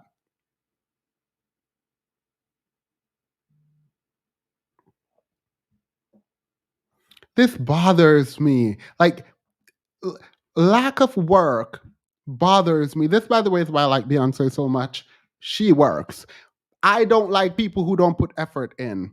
Like, you put no, this is lazy. You saw a video, you jumped online, and you're responding to the video. I don't have a problem with you having a different opinion. I thank you, Wake Up Makeup Slay. I appreciate you. I don't have a problem with people jumping online and being upset. Think about what you're doing, breathe, then look into what it is you want to say and why it is that you want to say what you want to say. It doesn't make sense to just be up here winging it, looking like an idiot, looking the way you look. I like when Themis expresses himself, expresses hope for the man. It's not hope. It's just like, I'm a man, so I can't disconnect. Unfortunately, I literally can. And so every time he says something, I'm cringing. I know what it is. I took a break from YouTube. I was gone for 3 weeks. So it feels like I'm back in the beginning of YouTube, where every time it feels it feels new and it's not new. Like I haven't, the wall between me and him have broken down. So like I'm seeing myself in him and it's really annoying. It's really annoying. This is just a modern version of the pimp culture. Yeah. in love with the woman and she made more, most men would be okay with that, right? If my woman made more than me, You can say that. You don't know. You have not looked into any research about psychology. You have not done anything about societal expectation and the implication that societal expectation will have on men and women in particular, and how that will shape their dynamic in a relationship where the woman makes more than the man. How likely it is that men can bypass social conditioning and pressures to put aside their ego and be happy and bliss when the woman is providing for them. You haven't done that work. So you can sit up there, you cannot sit up there and just make stuff up. Nobody's going. No one is sitting here listening to that foolishness.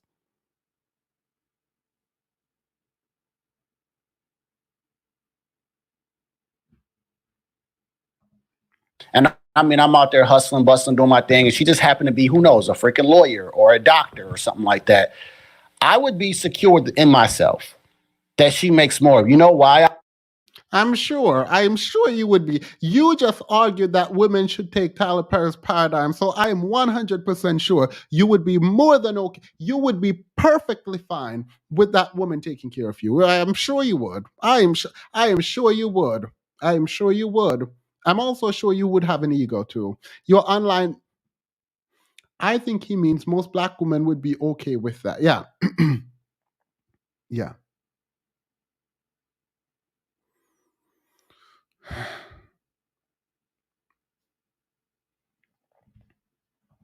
I would be secure within myself, because this is what a lot of couples are not doing, right? They're not sitting down with their man, or the man's not taking control and telling her the vision, what he has for him and her family, right? Or their family. So even if she makes more than me, if I come to her and I say, this is how I want to set up our life, this is where I want us to go. No matter if you make more or I make less, this is where we're heading.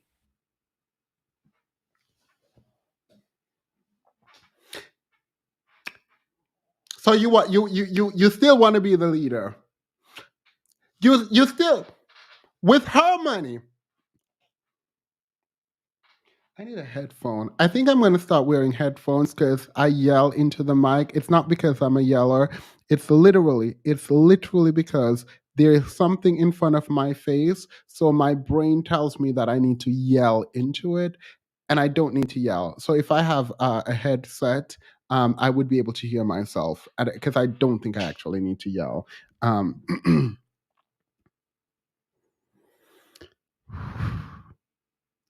You're going to sit down with this woman with her money that she earns, and you're going to tell her what y'all about to do with her money?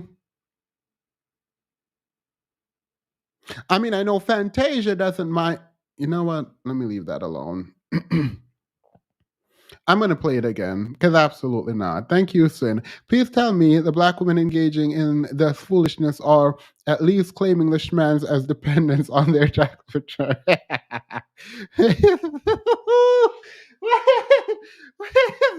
Wait.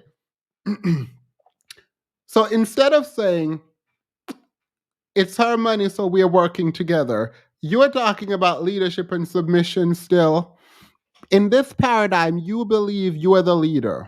You couldn't even lead yourself to pay more than the light bill, but you're about to sit there.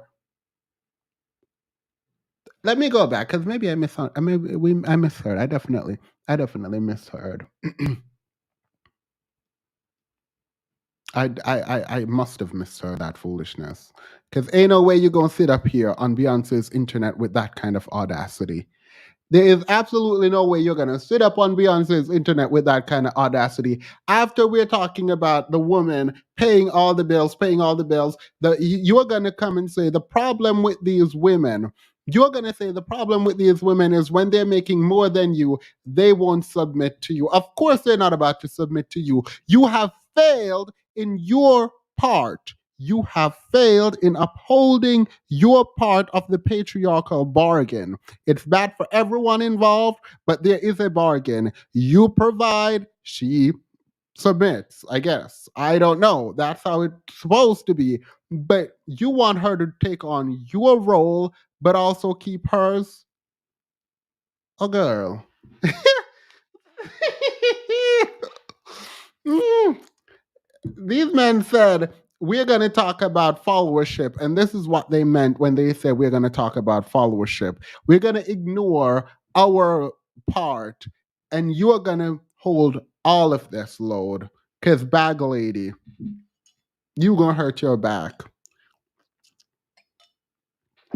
This is the equivalent of Blueface telling Krishan, girl, the way everyone kept sending me things about Blueface and Krishan, I refuse. I refuse to lower myself. I refuse to do that. I am not about. I love hearing people talk about them, by the way. Love it. I will watch. I refuse to talk about them because that means I have to go watch Zeus. It means I have to go sit there and listen to Krishan. It means I have to sit there and listen to Blueface. I'm not about to do that. I'm not about to do that. I have lowered myself enough. Yes, I said lower myself. I am not doing it. Nope, nope. I It's funny because the people who can talk about it I respect, because you have to have a kind of mental toughness. Particularly I'm thinking about women who talk about this who I know are super intelligent women. the way you the way you have to be smart navigating those kinds of waters, I can't, because if I go, what's going to happen is I'm going to go in high overdrive, and nothing that I say will be understandable. You will not understand a word coming out of my mouth, because that's how fried my brain will be.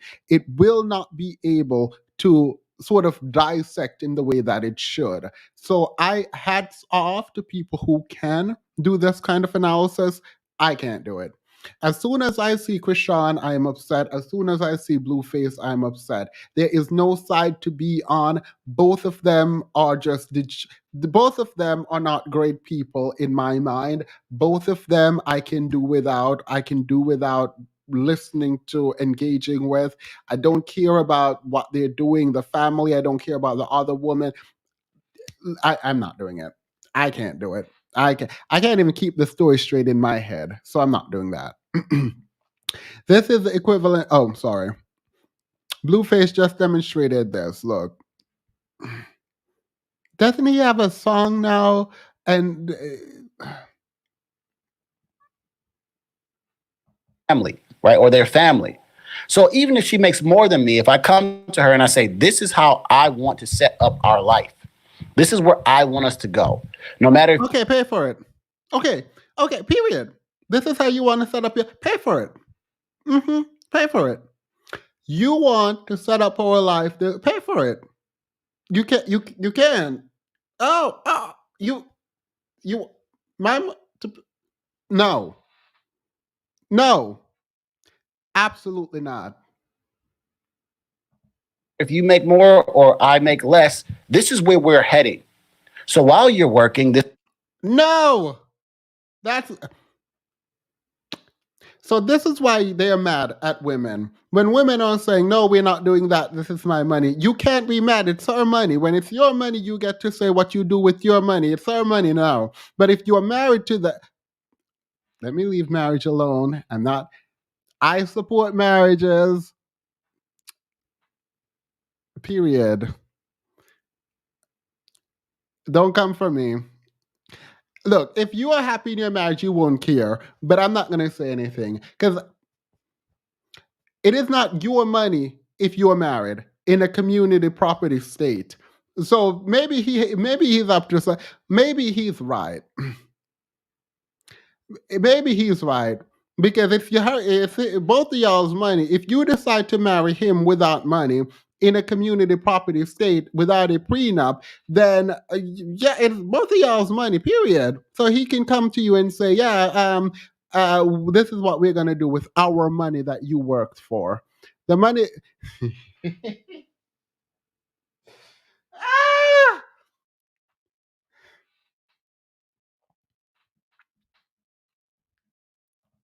this is where we're heading to. See, a man has to step up and become the man and become the visionary or visionarian. So you can step up and become the visionary, but you can't step up and provide. You can step up and lead. You can step up and be the visionary. You can step up and spend her money, but you can't step up to provide the money to spend. You can't do that.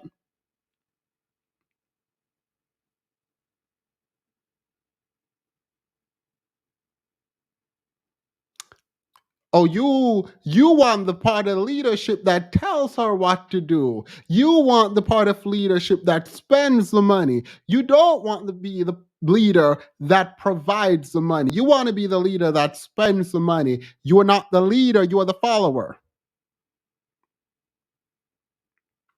And anyone,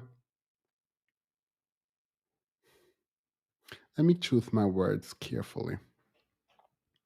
It is strange to see someone make money and just hand over their card and say, oh, here, lead me.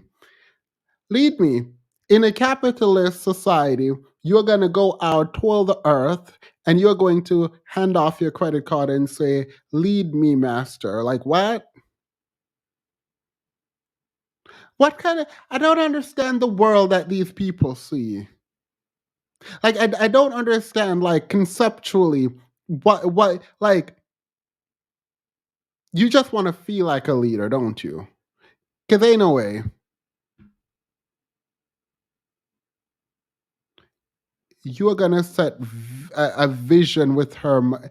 Period. I'm pretending like they're not doing this every day in the real world. I'm pretending like this is not a common occurrence. A man paying just the light bill is only deserving of a futon, no pillow, ramen noodles, and a 3-minute shower because he's not buying the groceries or paying the water bill. Like, this don't make no sense.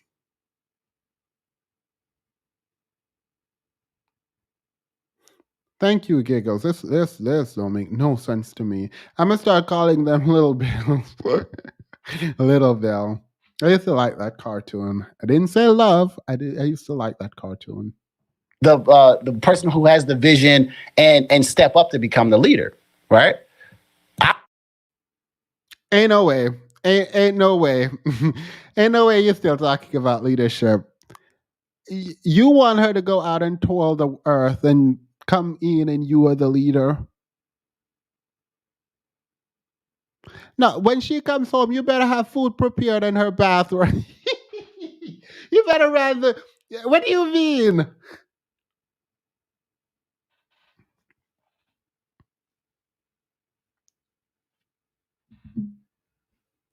I would be okay with that. But the problem is a woman will associate a man by how he provides, right? What he can do for her.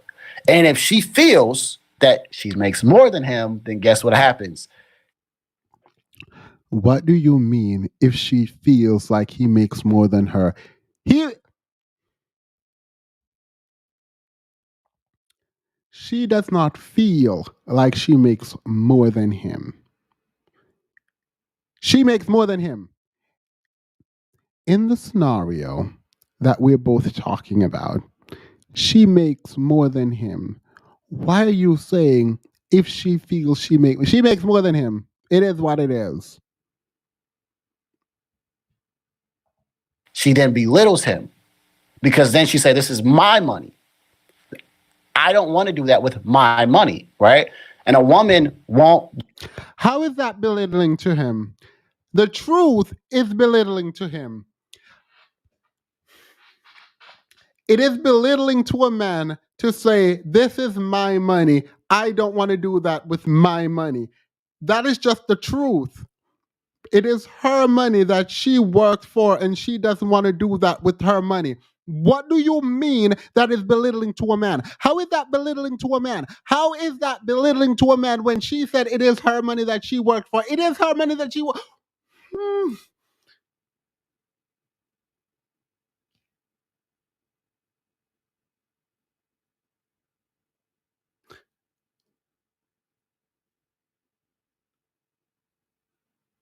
What is not clicking? Something is off. Something has to be off. What exactly is not clicking?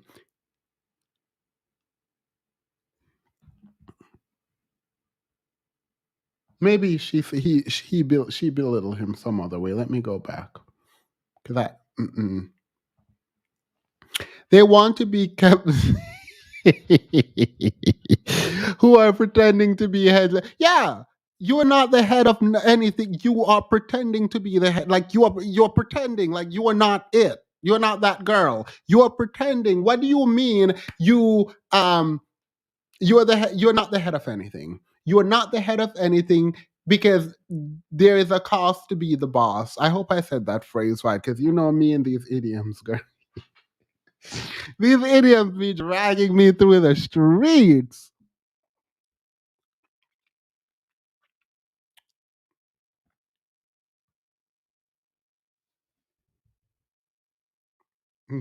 The cosplaying, yeah. Then men say you're doorway. I'm swiper. Swiper, no swipe. I don't know if that's copywritten.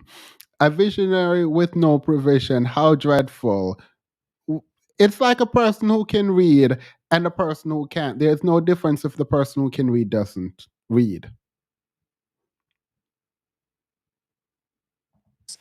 she then belittles him because then she say, "This is my money. I don't want to do that with my money," right? And a woman won't just kind of submit to a man and let him do his thing. I would be okay with.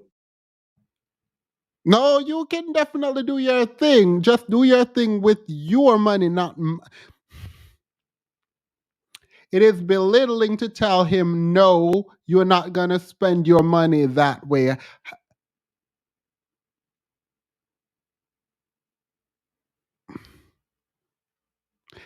By the way, they can't be talking about the biblical submission. In a way, they're talking about the biblical submission when the Bible tells them to provide. Make sure you drink some tea with. I should have made tea instead of this, but this tastes so good. I will never go back from oat milk. Oat milk is that, girl.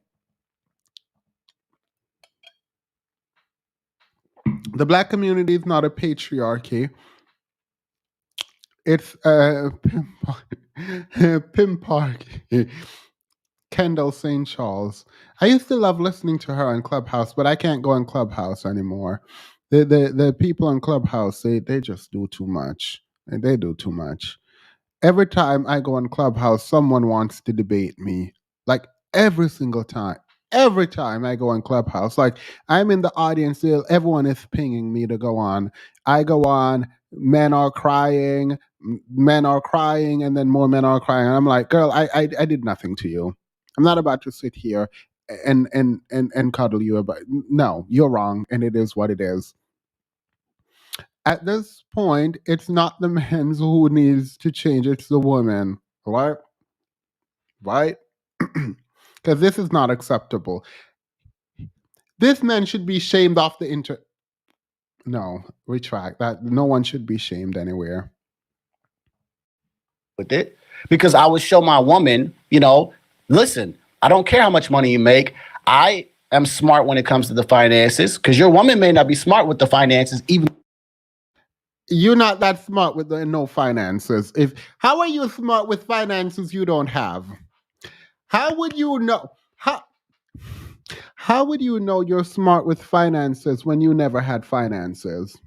If all you can pay is the light bill, how are you smart with these finances? You don't even have. If you're smart with finances, you should have some finances to be smart with. I might be smart with the finances. Even though she's making the money, I might be better at managing the money. You can only pay a light bill. No, you will not be overseeing any kind of money. Like, what do you mean? You might get an allowance. I might.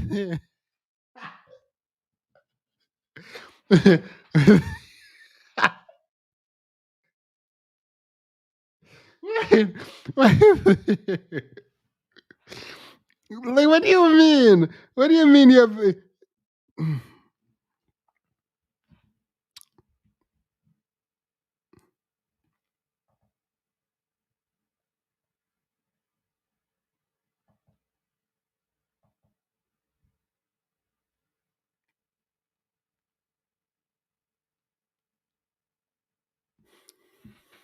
No, she makes more. This is where I want to go with it, right? But that's not going to happen in today's day and age. It's just not, right? We have too much out here, too much influence on a woman to pretty much just think that she can be by herself and be just great, right? Most men are secure within themselves, right? Most men are. But They probably shouldn't be. If they are, they shouldn't be. Retract. Period.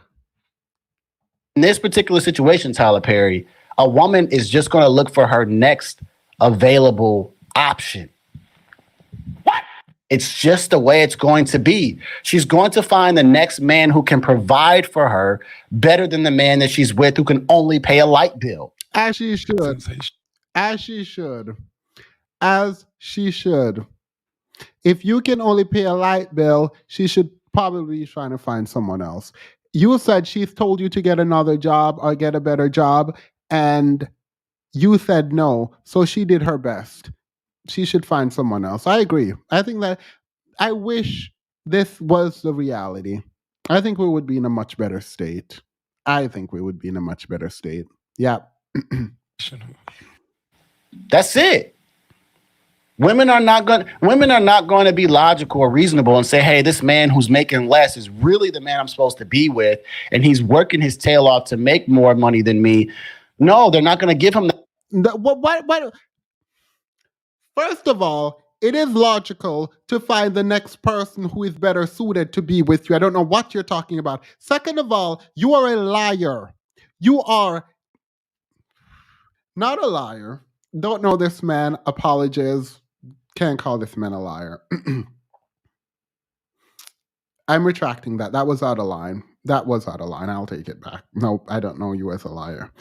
It is strange for you to sit up here and just make up a whole nother scenario talking about women are going to leave this man who is trying to work hard to make more than her. You literally just pointed out that the women will be telling the man to go find another job, and you think that is a bad thing because she should be okay with the man making whatever the man is making now and not push him to do better. You literally just say that. So how can you say that and then on the other hand and talk about how, oh, this man is just working so hard to get a better job and make more money? You literally denied that was a reality and said that's what the woman would want earlier. Did you forget that?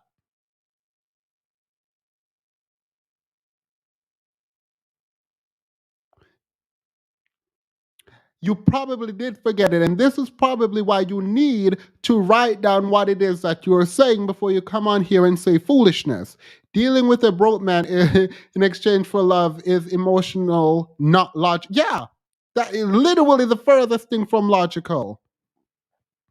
Literally, it is not logical to lower yourself, literally waste your resources in an effort to get companionship that you don't need.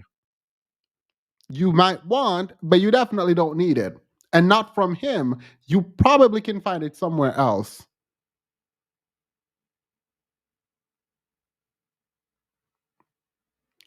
Thanks, Sin. Thank you for being a membership for 4 months.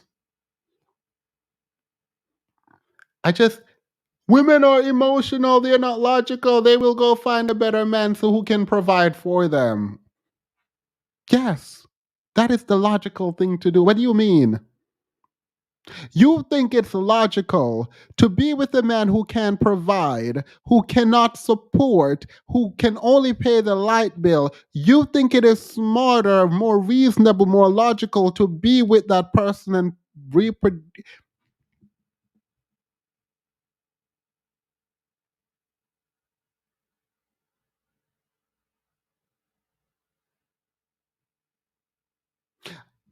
Anyway, this man has to be trolling us. Absolutely no way. Is really the man I'm supposed to be with, and he's working his tail off to make more money than me. He's not working his tail off to make more money than her because you just created a world where he's not making more money than her and he's not trying to make more money than her. And she should settle because she loves him. That is emotional. Also, it is further emotional to say, this is the one I'm supposed to be with. There is no one on earth that you are quote unquote supposed to be with. I do not believe in twin flames. I do not believe in soulmate. I believe you create love and you try to maintain it the best you know how to. And if it fails, you move on. Don't sit around. Again, Tyler Perry can give advice, so I can give advice. Do not sit around waiting for someone, hoping that this person will change because they're the ones you're supposed to be. You are not supposed to be with anyone. Nope, you just believe you're supposed to be single then at this point so that you can put people to the side and move on with your life. Because the quickest way in my mind to get caught up with some foolishness is to believe that this person is your twin flame, is your soulmate when they're degenerate. Don't do that. That don't make no sense. Believe you're supposed to be single and by yourself. Hopefully you are not, but if you are, that's what it's supposed to be. Don't sit around talking about, oh my God, it's my soulmate. That is dumb. We literally went through the idea of fairy tales by Anita Baker a while ago. Everyone has found out that these fairy tales are a lie. There's no happy ending. You're fighting. You are create.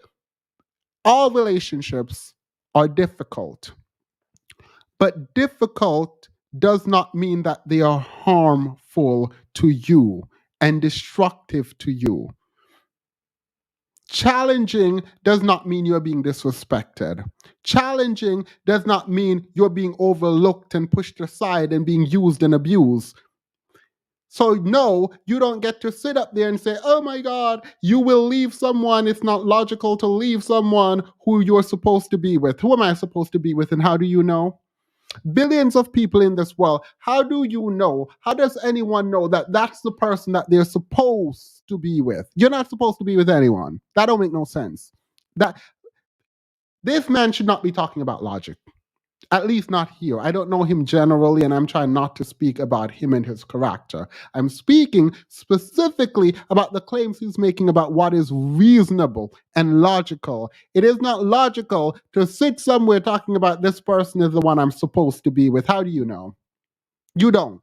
You don't. There is drop a one if you believe there is someone in this world you're supposed to be with and you know how to find the person you're quote unquote supposed to be with. Drop a one. I will drop a link and you can come and tell me, and I can tell you how wrong you are. Drop a one in the chat if you believe you can explain how to find the one and that there is someone in this world of billions of people that you are supposed to be with. That don't make no sense. Stop romanticizing relationship and see them for what they are. Ain't no way. Ain't absolutely no way you're sitting up here talking about that is more reasonable.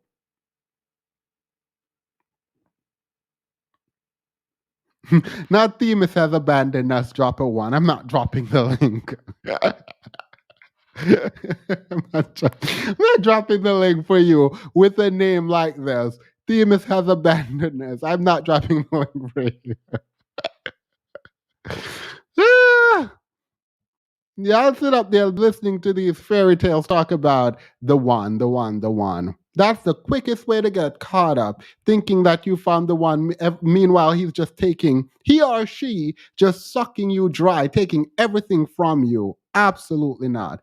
If women settled and had babies with a broke light bill paying dust bandit, they'll tell her she should have chosen, but they sure would. They sure would. They literally would too. Like they literally would. Choose better. Oh, but when you're choosing, don't think about the finances. Wait, what? That's the easiest vetting. The easiest way to vet is to look in someone's bank account. You're going to tell me that I need to vet for someone's character. How am I going to find that out? You find people character over time. You no, absolutely not. Let's talk about these finances. Can you pay my bills? Can you pay my telephone bills? I don't think you do. Girl, the way my octaves have dropped, and I don't think I can sing anymore. I believe in twin flames and soulmates, just not ones who are broke and can only afford the light bill. Well, the way you just said that indicate that you don't believe in one, so that's fine. I just want to find someone who believes that there is one person out there for them, and you gonna find that one person. Ain't no way.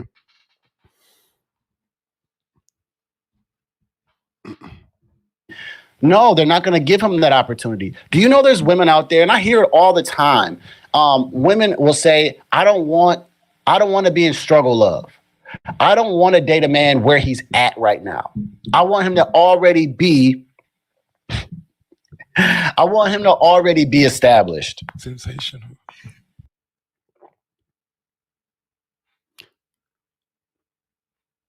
The way he's doing this feels like he thinks there's something wrong with that.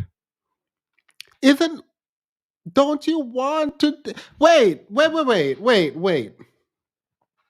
Wouldn't you want black women, specifically black women, to date men who are established? Why are y'all trying to push this struggle? Someone says, I don't want struggle love. What is the problem with that statement? There is no, there's literally no.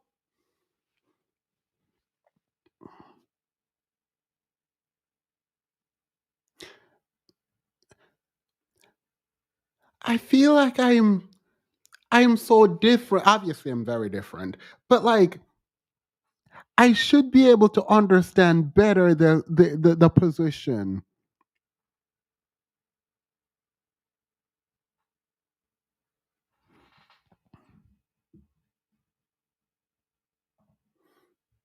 Black women partake in struggle of naturally. I, I actually don't disagree. I don't disagree. I think naturally might be the issue, but I feel like if you say defining naturally as what is currently happening in the world, yeah, this is why Tyler Perry's comment and his comment don't make sense, because what is happening is that black people are engaging in what you call struggle of. You are saying it now. I know you are off the manosphere, elk. So I understand the position from which you're coming, but let me go ahead and say I agree with you that this is what is happening. I agree with you that this is what is happening. So why then is Tyler Perry telling black women that they need to do something that they're already doing? Them doing it obviously is not helping the community. So maybe we should push a different message that they shouldn't engage and partake in struggle of.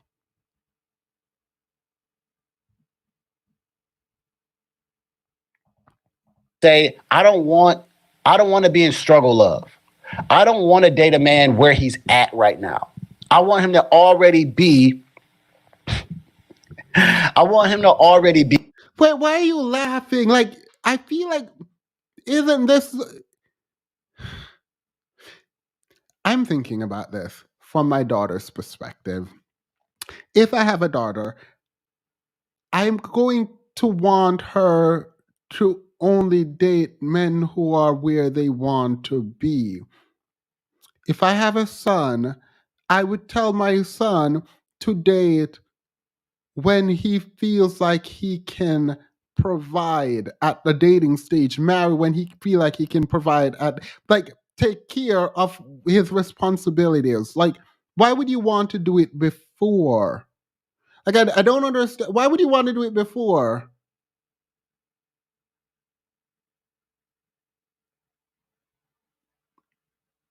Like, I'm disgusted with the arrogance. That's what's disgusting.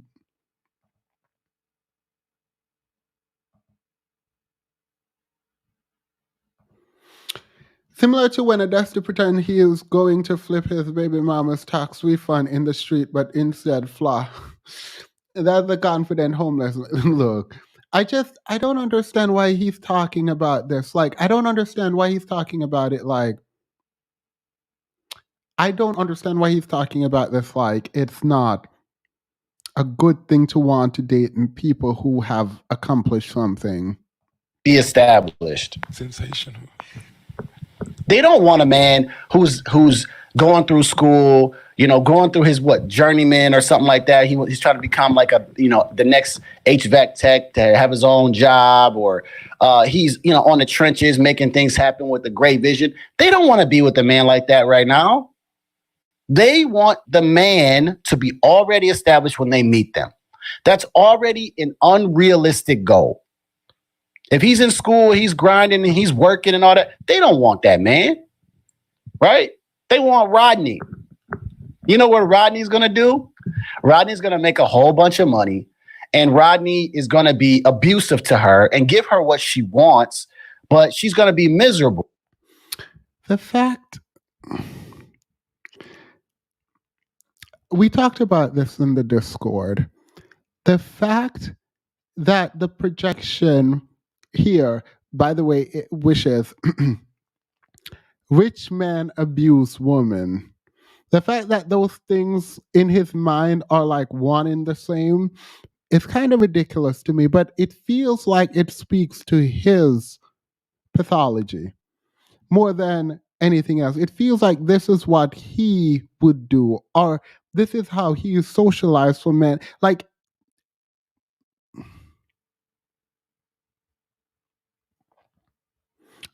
nothing he said is true. Nothing he says is true right now. But I'm trying to like understand his thinking, and it is weird. Like, it is just like, you're mad that women want men who are successful. Is it like, Isn't that a good thing? Shouldn't women want men who are successful already?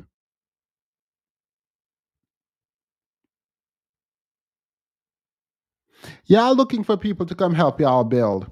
That is some foolishness. Y'all are looking for starter wives. That's what y'all are looking for. It's clicking. Y'all want someone to build you up. This is disgusting. Build yourself up and then go share your life with someone and they share yours. That is not okay.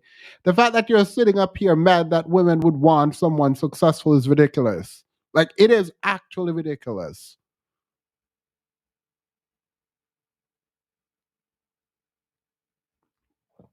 Willing and able are two different things. Equals 2023. Period. Like, shouldn't y'all be equally yoked? The Bible says you should be equally financially. I'm kidding. The Bible says you should be equally yoked academically, socially, and financially. That's what I remember for reading. And-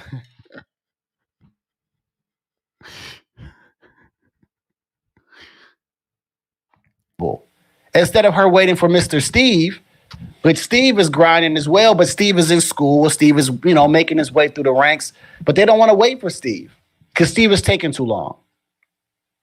So, unfortunately, Mr. Tyler Perry, you are wrong. And even though the women that you see are actresses who are making a lot more money than their husband, because that's a very, very small percentage. And that's the world he lives in. I mean, this is what he like eats, sleeps, and breathes, right? He's around these type of women. And that's why I give Tyler Perry just a little bit of slack because he's no longer in that world that he was when I was watching him as a teenager in his plays. He's not there anymore. He's not sleeping in his car. He's around more prestigious people, right? He's around the so you're trying to convince me you and Tyler Perry aren't the same age? All right, period. I don't believe you, but go off, King.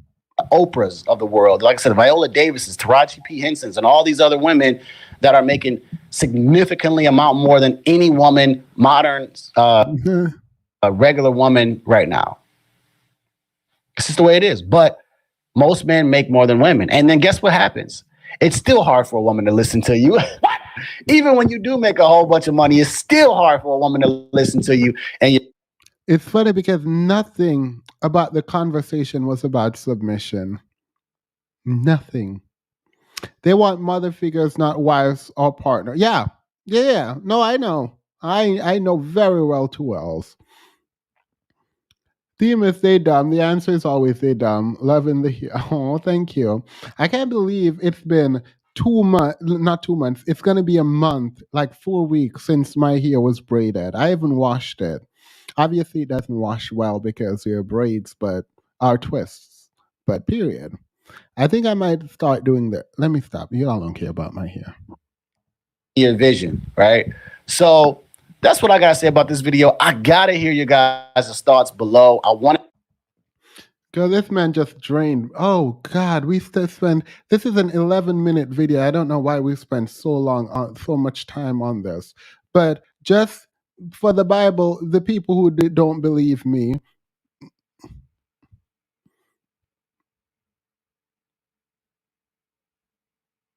for people who don't believe me, the Bible does say. I think it's First Timothy. I'm trying to find it.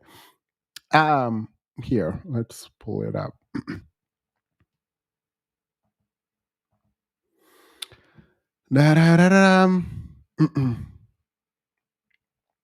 Right here.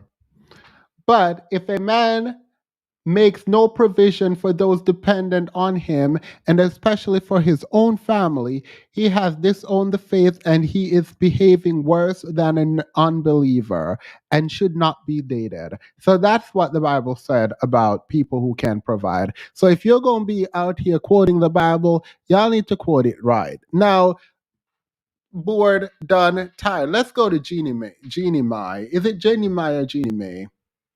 Is it Jeannie Mai? Anyway, yeah.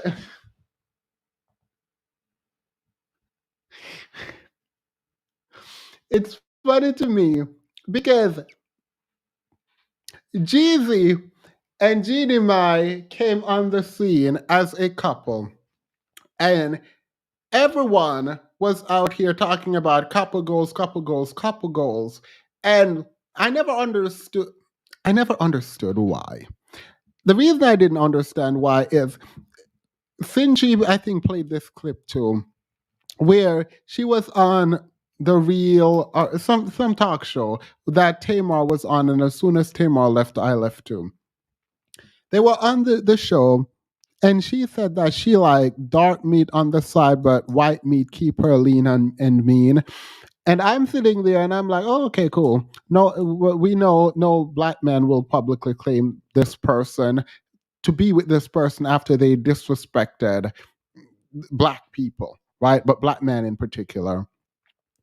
And young Jeezy or whatever decided that they would date and get married, and he even did an interview where he was like, she is a real one and she's perfect and she didn't mean what she said, as if we didn't hear what she said. I don't care. Now he's filing for divorce because I don't know why. Everyone is speculating as to why he's filing for divorce. I don't care. What I do care about is this. Before the ink dried on their dusty paperwork, she was out here talking about how she gonna submit, she's submissive. All the people in the manosphere were rubbing her in everyone's face. There is a comment from a year ago, yes, from a year ago that I screenshotted. So this comment read, "Oh, we have a bunch of video. I didn't have to download all." So when I'm going online, I use this external drive to download videos that I watch that I think people are going to delete, that aren't going to age well. As soon as I see it, I start downloading it. The one that I had initially was lost, but I found this one, and I'm going to stop doing this because I don't know why I keep, I don't I don't know why I keep doing this, but I'm just waiting for these things to fail because they don't make no sense, right? So this person says Jeannie learned the lesson after her first marriage that being masculine, argumentative, inflexible, and hard to get along with gets you nothing. She recognized this and changed. I remember when she announced on the reel that she was going to submit to her husband. Unsurprisingly, the two future cat women and unwanted dust buckets, Lonnie and Garzel, I forgot how to pronounce her name, were the main ones who objected. Now Jeannie has a ring, and Garzel or whatever, and Lonnie are both still unmarried. Are we learning yet? Are you learning yet, sir? Have you learned yet? Because y'all sit up there, and this is what I don't understand. Why would you claim victory? Why would you claim victory before the battle even started? Why would you do this? If you look at any stat, we know that the most successful peering for black men is with black women.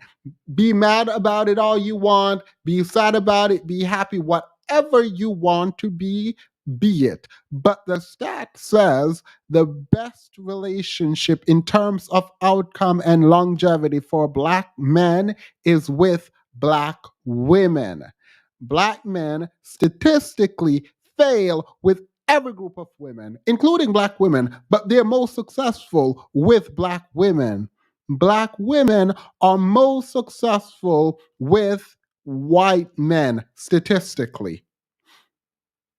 What does that tell you about who the problem is statistically? It is weird to know this reality, then hop online celebrating a marriage between Jeezy and Jeannie. Jeannie. That is a weird thing to do. Like, we all knew where this was gonna go. Let me stop. Let me not say knew. I had a feeling about where this was gonna go. And before O'Shea Duke Jackson, anyone in the manosphere think that they can lie about their position on this, because I saw O'Shea Duke Jackson's current video. But in comparison to her, let's go back to what he said when they just announced that they were together and they were getting married. Let's hear what O'Shea Duke Jackson was saying. He would be considered a bum as far as success.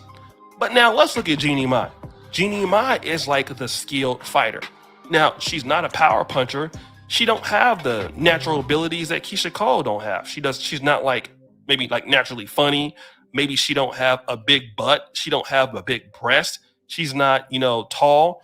And hell, she might not even be as on the same attraction level to certain people. But Jeannie Mai has something that Keisha Cole doesn't have, and Jeannie Mai is skilled. She's skilled at trying to be a wife. Now, she did have a relationship before that didn't work, but when she got an opportunity with Jeezy, she became the submissive wife to let her man lead her. And that is why she's with Jeezy, and Keisha Cole is over here getting dumped by Antonio Brown and just getting dustier and dustier each day. And that's why we have this particular screenshot that we're looking at right here. Jeannie Mai and Jeezy's daughter Monica makes a public debut. Now she's a single mother.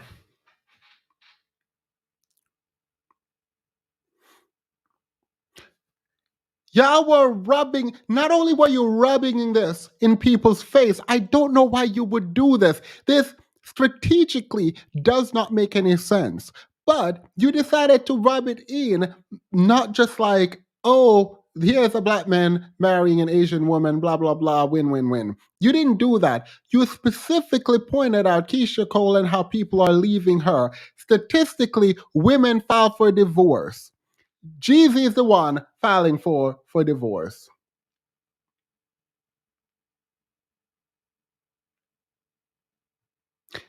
Y'all were up here propping these people up in people's faces, pretending like they don't have a long life ahead of them. And statistically, these marriages don't fail. And we're not about to be up here fully awake, ready and willing to talk about the fact that they're about to get divorced. Like, I'm confused as to why you would have made this video. What was the purpose, pro-black man? Because O'Shea Duke Jackson claims to be pro-black, FYI. But I'm not even going to get into that. It is what it is. You believe what you want to believe. But you sat there, shoved her in our faces, talking about she knows how to be a wife, she knows how to be submissive. All the while, this woman was online telling y'all she don't know anything about a submission. Telling y'all she has a temper that she is calling a dragon. Because she can call it a dragon, Latinas can call it spicy, but for black women, it's ghetto. That was not my words. That was Lovely T's words, by the way. I heard her covering this, and she said that. And it stuck with me because it is true that she is over here like, oh my God, I needed to learn to tame the dragon in me, blah, blah, blah, blah, blah. No, you were rude and disrespectful in your own words, and you brought that in. So why were these men all online listening to this woman talk about her own behaviors, and y'all decided to lift her up? You don't know her, never spoken to this woman, you literally knew nothing about her, and you were out here telling us that she was submissive and that's why she was good and better than y'all women. She knew how to play her part. Now she's getting divorced. The man filed for divorce from her. What now? What say you? Because all that submission that you claimed she had wasn't enough to keep Jeezy. Because apparently it is the woman's job to keep a man as if someone can keep another human being.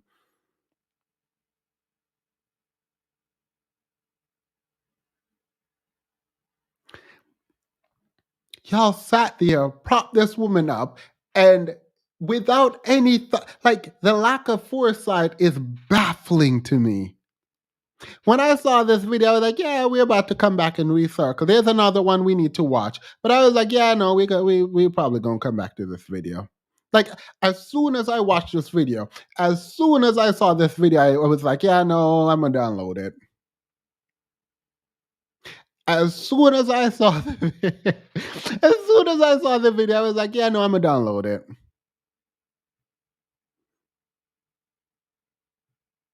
Because I don't want y'all to go on a delete streak. Like I don't want you to just start deleting a bunch of your videos. Because I want you to remember what you did. Because what? Like this is like literally one of the most idiotic takes. Like, oh my God, she might not be beautiful, blah, blah, but she knows how to submit. She knows how to keep her man. It's like, girl, when are you gonna learn that it's not the woman's job to keep the man? Both people have to actively participate and decide to be faithful and conscientious in their relationship. They have to both do that. It is not her job to keep someone. Like, what do you mean? Keisha Cole wasn't submissive enough. What do you mean? I said in my video when they announced their marriage that they would not last past 2 years. Period. Period. I didn't say, I don't think, hopefully I didn't say it out loud because in my mind I made the prediction. So I was just grabbing screenshots, getting ready. There's a bunch of other men who have talked about it, but I found his particularly egregious because he claimed to be pro black. That's why I found his particularly egregious. He will sprinkle, oh, I think black should be with blacks or whatever. He'll sprinkle that somewhere, but then prop up these images specifically speaking to black women about how less than they are in comparison, while also saying black women are his preference. I don't care what your preferences are. What you're doing is toxic.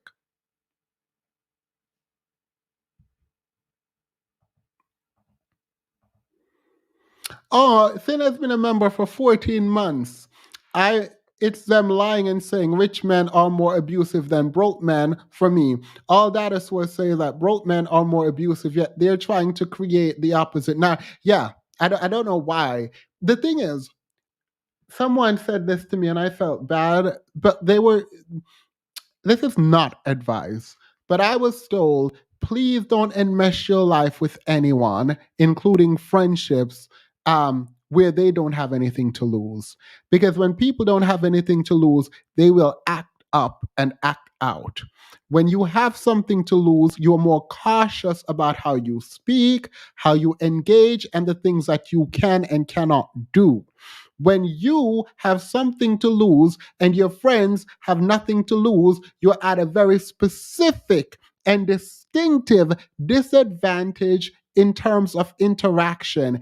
It is not a good place to be in. Hopefully, the people who have nothing to lose are good people and they don't engage in bad behavior, because if they engage in bad behavior, again, there's not a lot you can do about it. If you retaliate, there's a lot that they can do about your retaliation, particularly when your career, your family, your friend, your social status, all of that is on the line. Absolutely not. No. Do not be.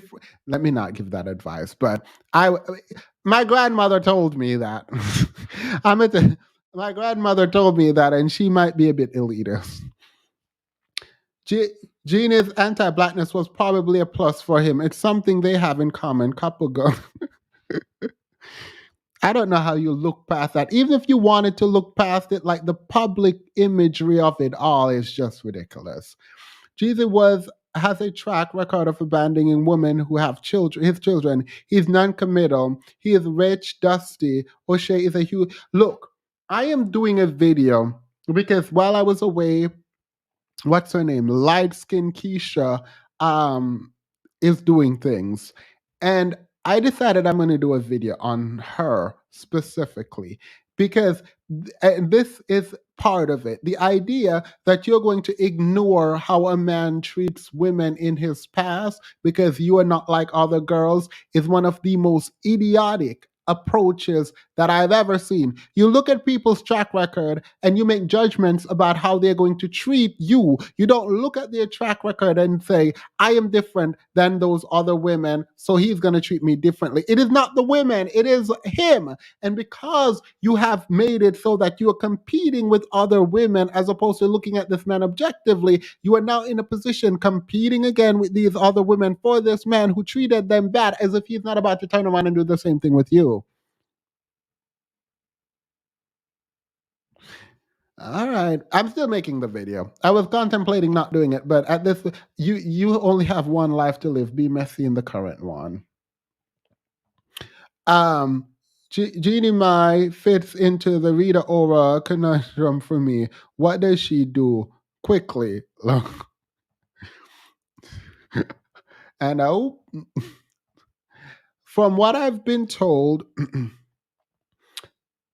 O'Shea is over there mad and ugly because I was right when I said check back in 2 years and see where they are. I mean, they must be mad. I heard you said this too, by the way. I feel like I would be beating this drum. I told you drum is not a drum I beat generally, but I would for this. I don't remember if he said anything more in this video, but my video is getting too long. So let's skip all of that and get to the other video where he's talking about guess who was mad that Jeannie Mai is pregnant. There are other black women in America that are more attractive to her. Better body. And cook better. But I want to say here's probably going to be what we're talking about here. Jeannie Mai is pregnant. And she has announced that she's having beautiful pregnant sex with Jeezy. Now, for some of you guys, I know for most guys don't want to hear that, who don't want to hear that, but it's interesting that she's talking about this stuff publicly, especially when you see somebody like Jada Pinkett, who is taking, it seems like almost every chance, every 2 or 3 months to talk. Sorry, I will let you finish. You'll see how in every video, he's juxtaposing her against a black woman. Just notice that. Like, the juxtaposition, right, that you are supposed to get is as a black woman, you don't measure up to Jeannie, May, whatever. But that you don't measure up should be a subtext. What he's doing is making it explicit, which means he wants to tell you directly. You don't make the comparison directly, you just make the statement, and the comparison is subconscious until it becomes conscious in people's mind. But you don't do that, you make it very directly, so it's easy to just rip this apart. So here we are. Down on her husband, Will Smith, okay? But she goes on her public platform, and she talks about the fact that, you know what, me and my husband are having great pregnant sex, and he's taking good care of me. He's doing, this. You can talk about the positions and stuff like that. How he's making sure the baby is safe. Basically she's talking about this stuff in a way that makes him look very good, makes him look a man that is very masculine, that he's taking care of things. Now, I'm not saying that black women can't do this or that they don't do this, but what you see from entertainers that are very similar to Jeannie Mai is the opposite. So if a black man is doing something very great, you might not hear it as often, but what you do hear is if something is going bad. And I think that's the case that we hear in a lot of situations with black women in America with black men. I'm pretty sure they can admit that these black men do something good, but typically we don't hear that. We hear about how terrible they are when something goes wrong. That's when you hear stuff. And then the things these guys do well, you don't hear it. I think here's the fundamental difference that you're seeing sometimes with women of other nationalities. I'm not the person pushing swirling. You guys know my situation. But I will say this. I could find it quite difficult to believe that African-American women in Jeannie Mai's position would brag about how good he is on television and things like that as much as she would. Now, it probably has happened, but you just don't see it. And here's where the rubber meets the road. Okay? It appears that with black men who are dating and marrying interracially, because I don't do either one of them, so I don't know. But it appears that for the efforts that they give other groups of women, they feel that they are more appreciated in comparisons to if they were to do it with the women in their community. Okay? That the women are much more thankful for what they do for them in another community in comparison to the women that they come from in their own communities. Now we can get into, black men aren't building anything discussions or infrastructural discussions. And, we can talk about that at another time. But I think that just from what we're at right now, which is where most black men are at, where are the black women that when they have good husbands, you don't hear about it, or good boyfriends. When things go wrong, then that's when you hear about everything. Some women can talk about. Didn't Tina Knowles make a whole documentary talking? Didn't Taraji P. Henson go publicly talking about how they... I'm not even going to go through all of these, actually. I'm just going to cut this short. This is a lie from the pits of hell. Black women will find absolutely any reason to praise black men publicly. I've seen it. I've been on the receiving end of it. Black men collectively have been on the receiving end of just continuous praise from black women. To pretend like that is not the reality is absurd.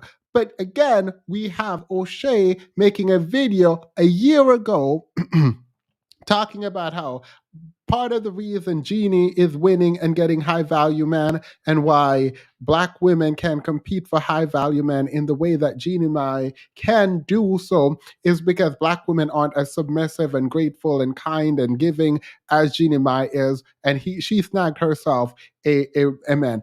All right, based on everything y'all said about Jeannie Mai, why is she getting divorced? And she didn't file for this divorce. He filed for it. Why would he file for a divorce from his submissive queen, who is apparently perfect in every way that black women aren't? Why? Because y'all rubbed it in our face, and now y'all should come out and explain to us, because you just knew who Jeannie Mai was. Y'all knew her in and out. Y'all knew everything about how submissive she was behind closed door, how amazing she is, how she prays. Like, y'all knew all of this. So come forth and tell me. And by the way, people talking about this prenup, I'm not getting into the legal sort of minutia of whatever case is going to happen, because Jeannie Mai is contesting the divorce. So period, you better go for every dollar you can get.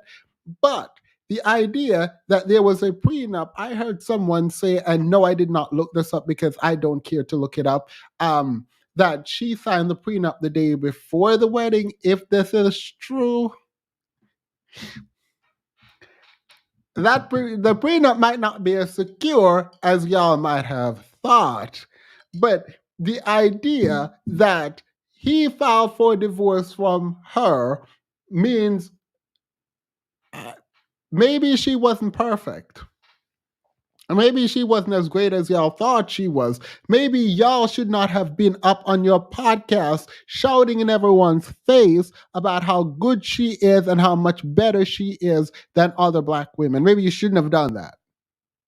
Maybe if you wanted to praise her, you could have praised her without comparing her to other black women. Why? The woman, you brought up Jada, and she's still married. Even if they get divorced tomorrow, they would have been married longer than Jeannie Mai and Jeezy.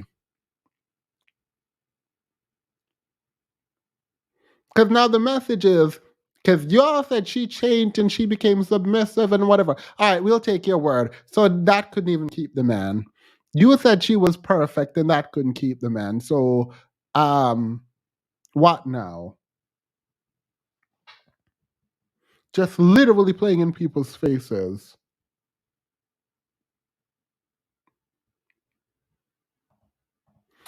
It's actually hilarious. Instead of Tyler Perry addressing his hatred of dark-skinned black men, which usually validates, he discusses black women, right?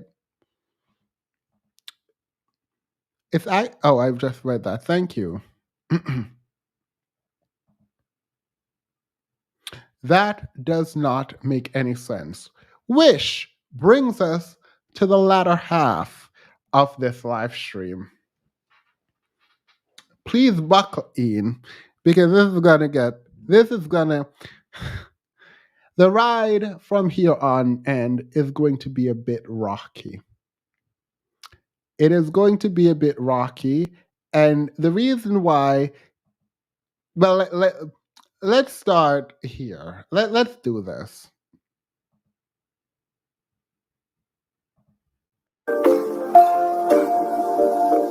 As I get older, I realize that there's actually no use in me really getting in beefs with the hypergamy girls or the divestors or the whatever.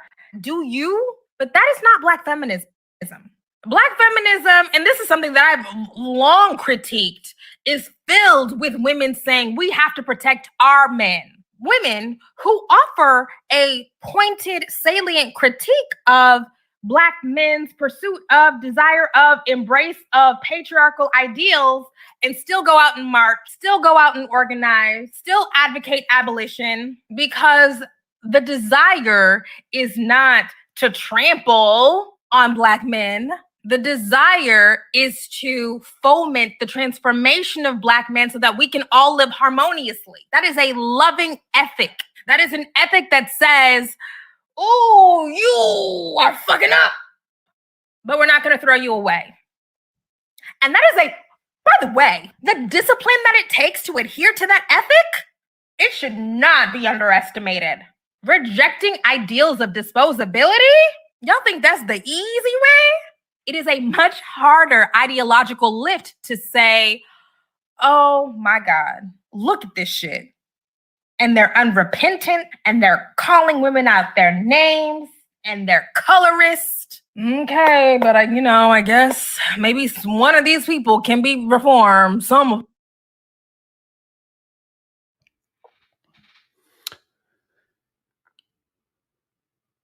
Trying to be careful. Because y'all not gonna make me not like him. I actually really like him. And I don't know if I said this, but she's not the reason I started YouTube, but one of the reasons I believe I could even be on YouTube is because people listen to her. And so I appreciate her voice. But I so disagree with this. She said she critiques it. So this is not her. I'm not sure if it's her position, but I hope it's not her position. But it doesn't matter. What I am going to say, though, is earlier we heard this man talking about how feminism is the problem, right, in the Black community. This is like 2 years ago in a Clubhouse meeting. I was in a conversation with some feminists, and they were talking about how the manosphere is becoming a problem for them. And I understood exactly what they meant, because part of Black feminist scholarship includes the protection of Black men. Do not at me at yourself. Black feminism includes the protection of Black men.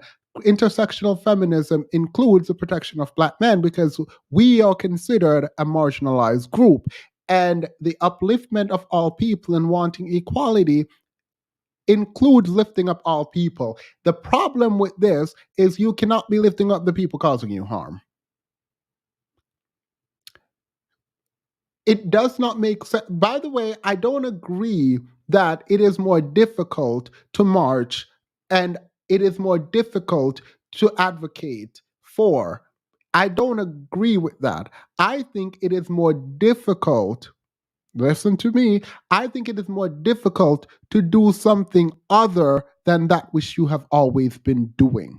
It is more difficult to change your mindset. It is more difficult to step away from that which you have always engaged in to do something new because you are disrupting your entire reality and way of thinking. I believe that is way more difficult than engaging in things that you've already been engaging in. I will debate anyone who argues that is more difficult, because if you're talking about physical labor, then maybe you have an argument, but I'm talking about reframing your mental state, reframing your psychological programming, changing literally your community.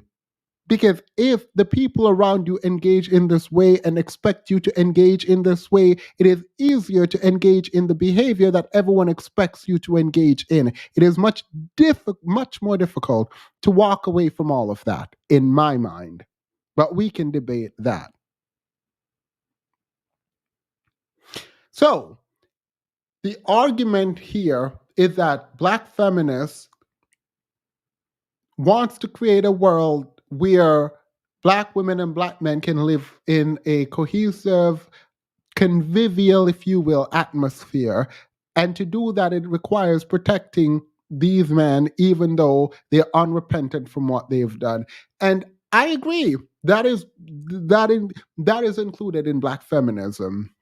Right? So instead of critiquing Black feminism for what it does or what Kimberly purports it does. What I will critique instead is the men who are mad because they believe that men should be able to stay at home and the women should be able to work. That is what Tyler Perry said. And if you agreed with Tyler Perry, then you agree with black feminism. So I don't understand why y'all have so much critique for black feminism if you agree with Tyler Perry. It literally is only possible. Tyler Perry's world is only possible because of feminism broadly and black feminism more specifically. So I don't understand why you are mad at feminism if you want the world that it produces. You're a feminist. Own it.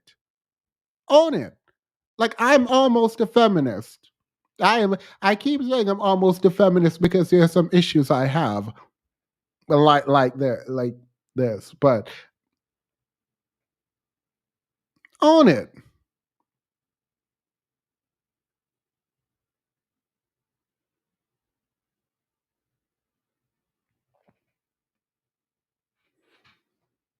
Now, let's get into the unrepentant part of this.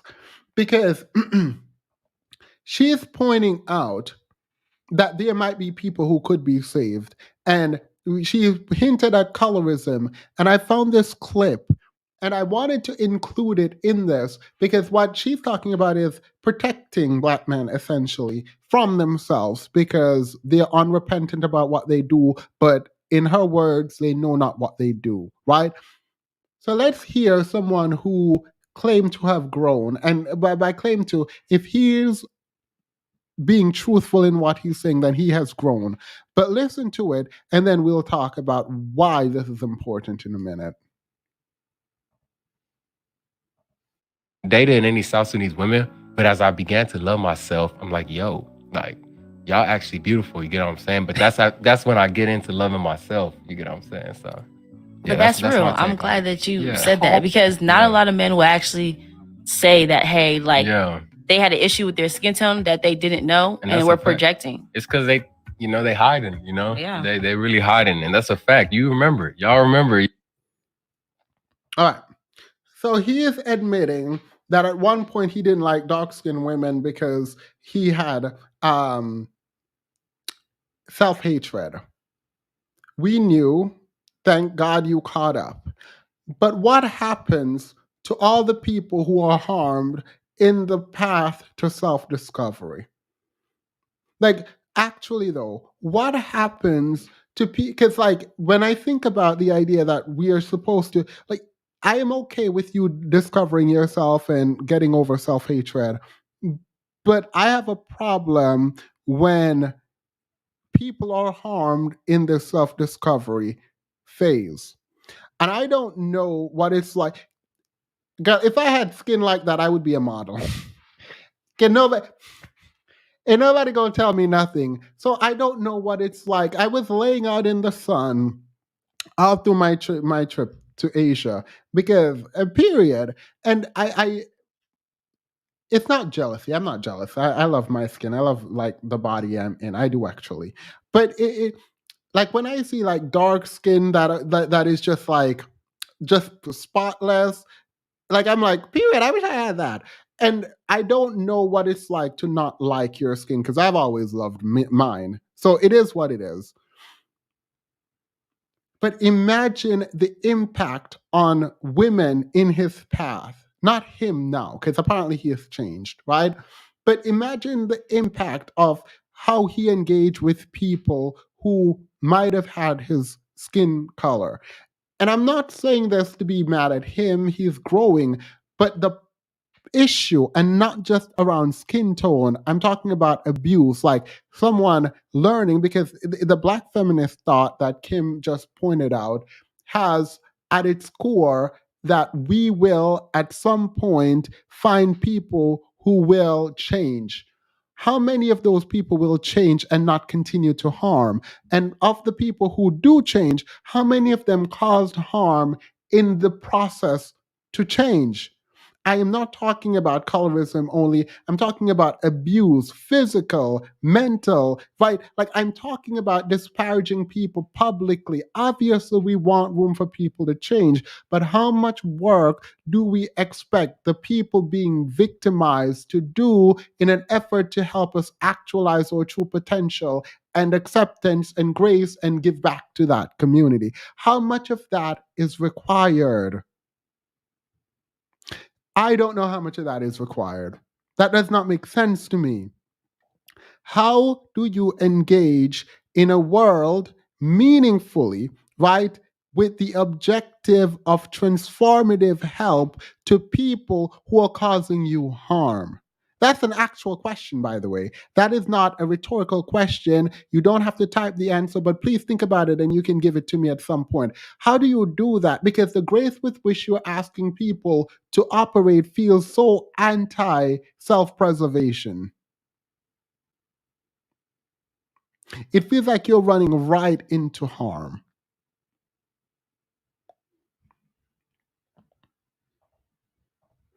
Demas, welcome back. Missed you. I missed y'all too. Like I did. I thought about going live on my phone and I was like, I don't do that.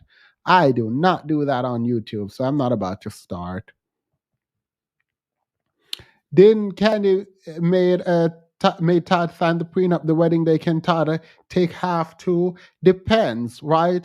I think prenup should be things that are discussed. And the thing is, like the idea that prenups are these bad documents that make one party lose is kind of ridiculous. Like even if you're marrying someone wealthy, a prenup can indicate how much you're going to get in the event that the marriage comes to an end. I feel like prenups should be like mandatory at this point. Like I feel like it should be mandatory, but it is what it is. But yeah, no, he can challenge the look. Most people are not just going to sit idly by where there's money to be had. A lot of people are going to try to challenge the prenup. So you do what you can to make sure that it is not something that can be do away with. Themis is the original passport, bro. LOL. It didn't take years to get the money off for it to be stamped. Yeah, my passport, the old one had, like, I couldn't travel with my old passport because of all the stamps. So now I got a new passport and it's already getting filled, but I'm about to be traveling yearly to multiple countries all at once. All right. So that's all. And now we're at the messy part of the show. This is the mess, and we're in the mess. Yeah, I watched the VMAs. Was it the I hope it was the VMAs. Yeah, I think it was the VMAs. So the first person I want to talk about is Themis. The first person I want to talk about is Saweetie. I want to talk about Saweetie because look at this. Let me play this. Let me tell you why. Sweetie gives us nothing. We got more from your favorite nominees. More glitz, more glam, and definitely more music coming your way right after the break. And you're not gonna want to miss what we have upcoming on the VMA pre-show. I know that's right. Stay tuned, baby. So here's the problem with Sweetie. This is emblematic of her entire career. It's unprepared, no energy, and just trying to give us a look. I don't know what that look. I'm not going to judge people's clothing choice. It is what it is. And I'm not here to do this. What I am here to do is say this. She didn't prepare.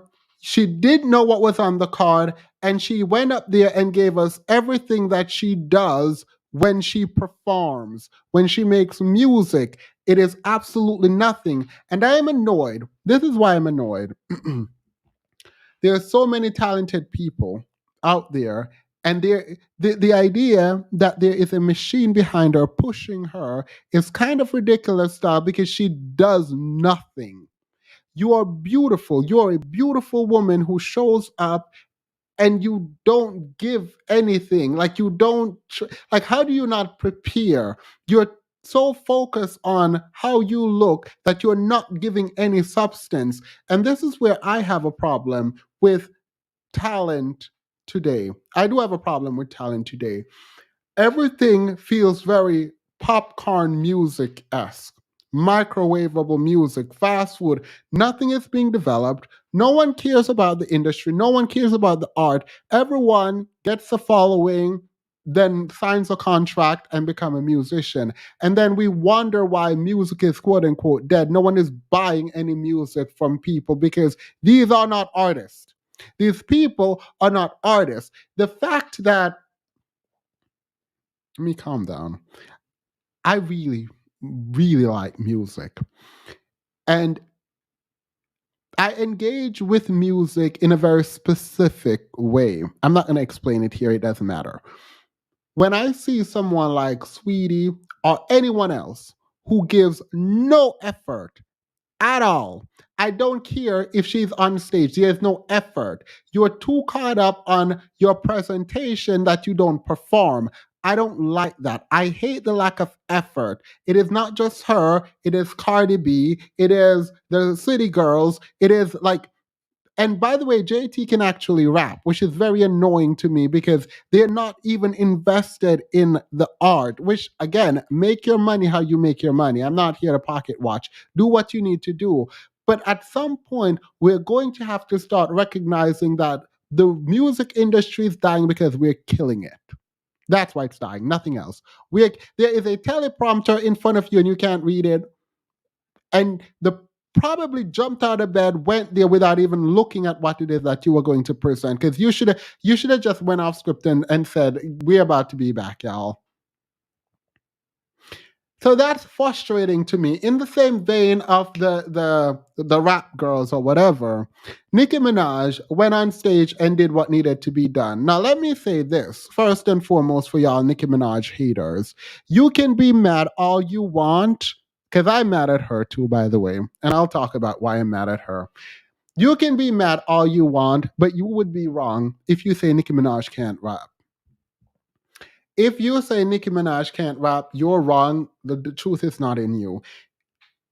If you are mad, because I saw this online, I saw this online where people are like, why did she have to go and drag the girls? Why did she have to gather them? She didn't have to go in. Like, no, she did. She sure did. She had to go in. She had to explain to them why it is that everyone look up to her and not them. And when they say they look up to them, they mean they look up to her. It is what it is. She did what needed to be done because the rap game is dry right now. No one, men, women, no one is doing anything. So that end of that song was good. It was fire because I was bored through.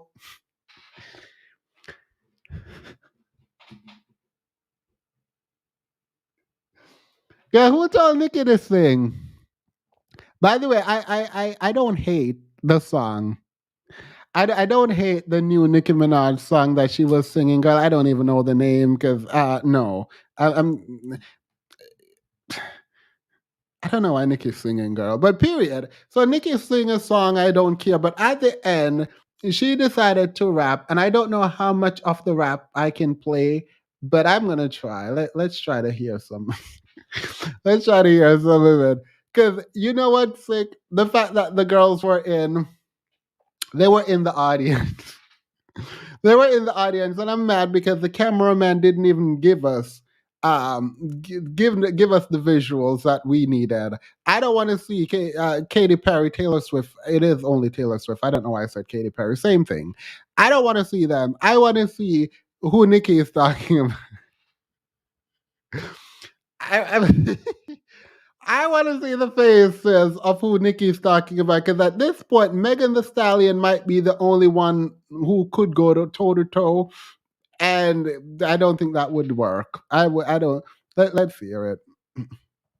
Ready?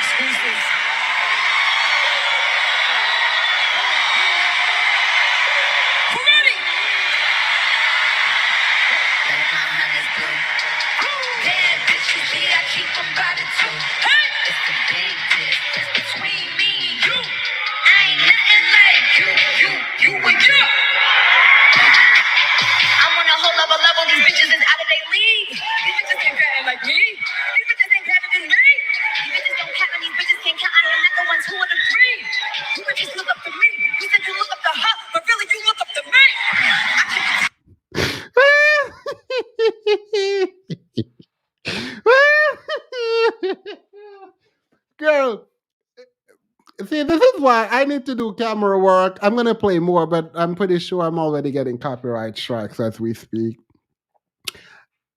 The cameraman had one job. You had one job. Just one. Just show us the face. Show us the face. So I wanted to see the faces of the people in the audience, but specifically the rappers, the rap women in the audience. Like, sure, let's see it.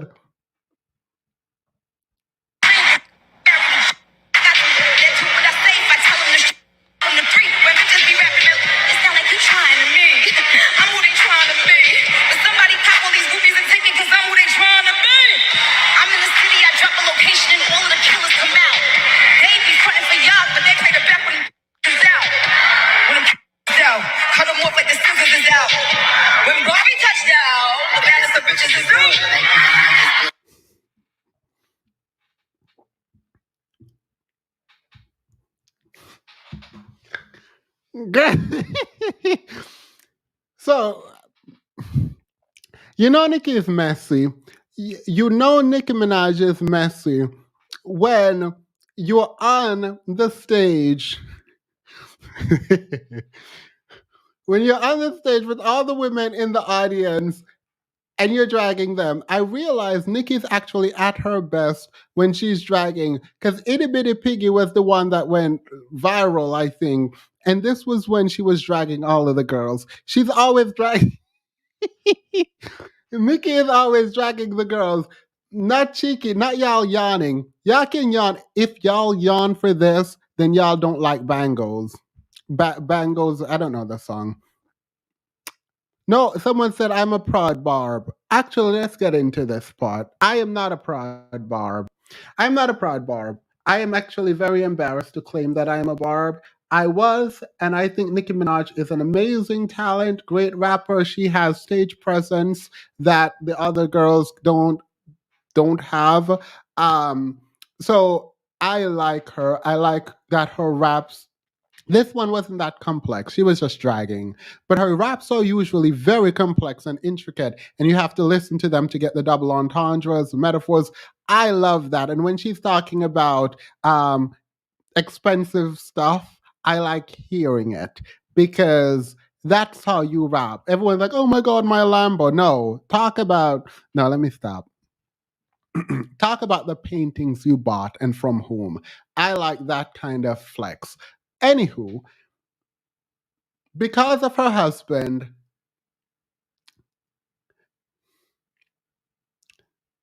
I'm trying to find the politically correct way to say this.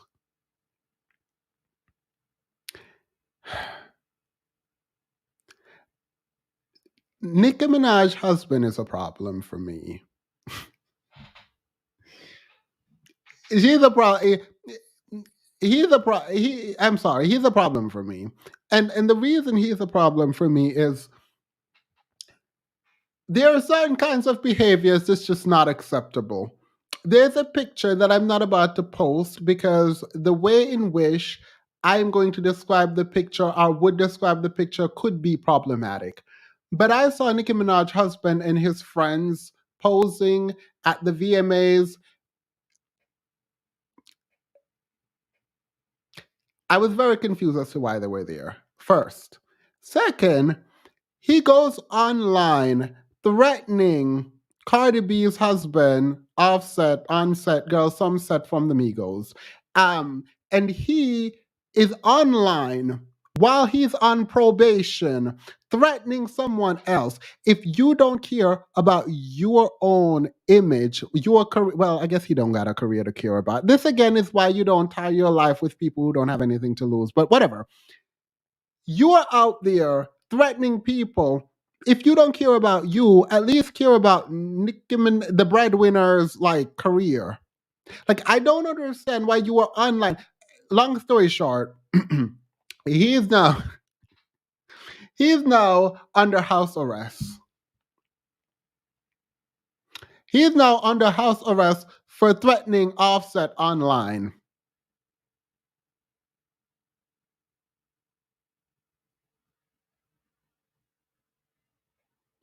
like it feels like, by the way, the shade room, not the shade room, Breakfast Club comes into this. I want to.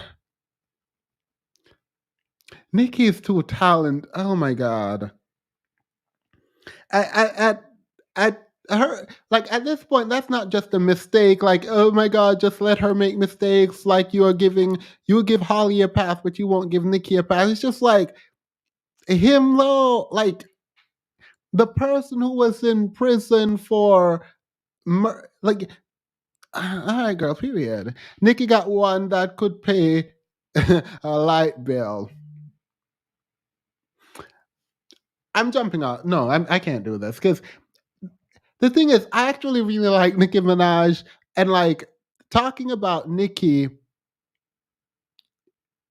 bothers me. Everything Everyday Podcast. Welcome to the membership. Thank you so much.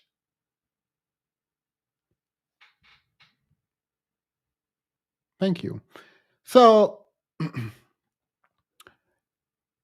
the Breakfast Club decided that they would name Kenneth Petty, which is Nicki Minaj's husband, Donkey of the Day.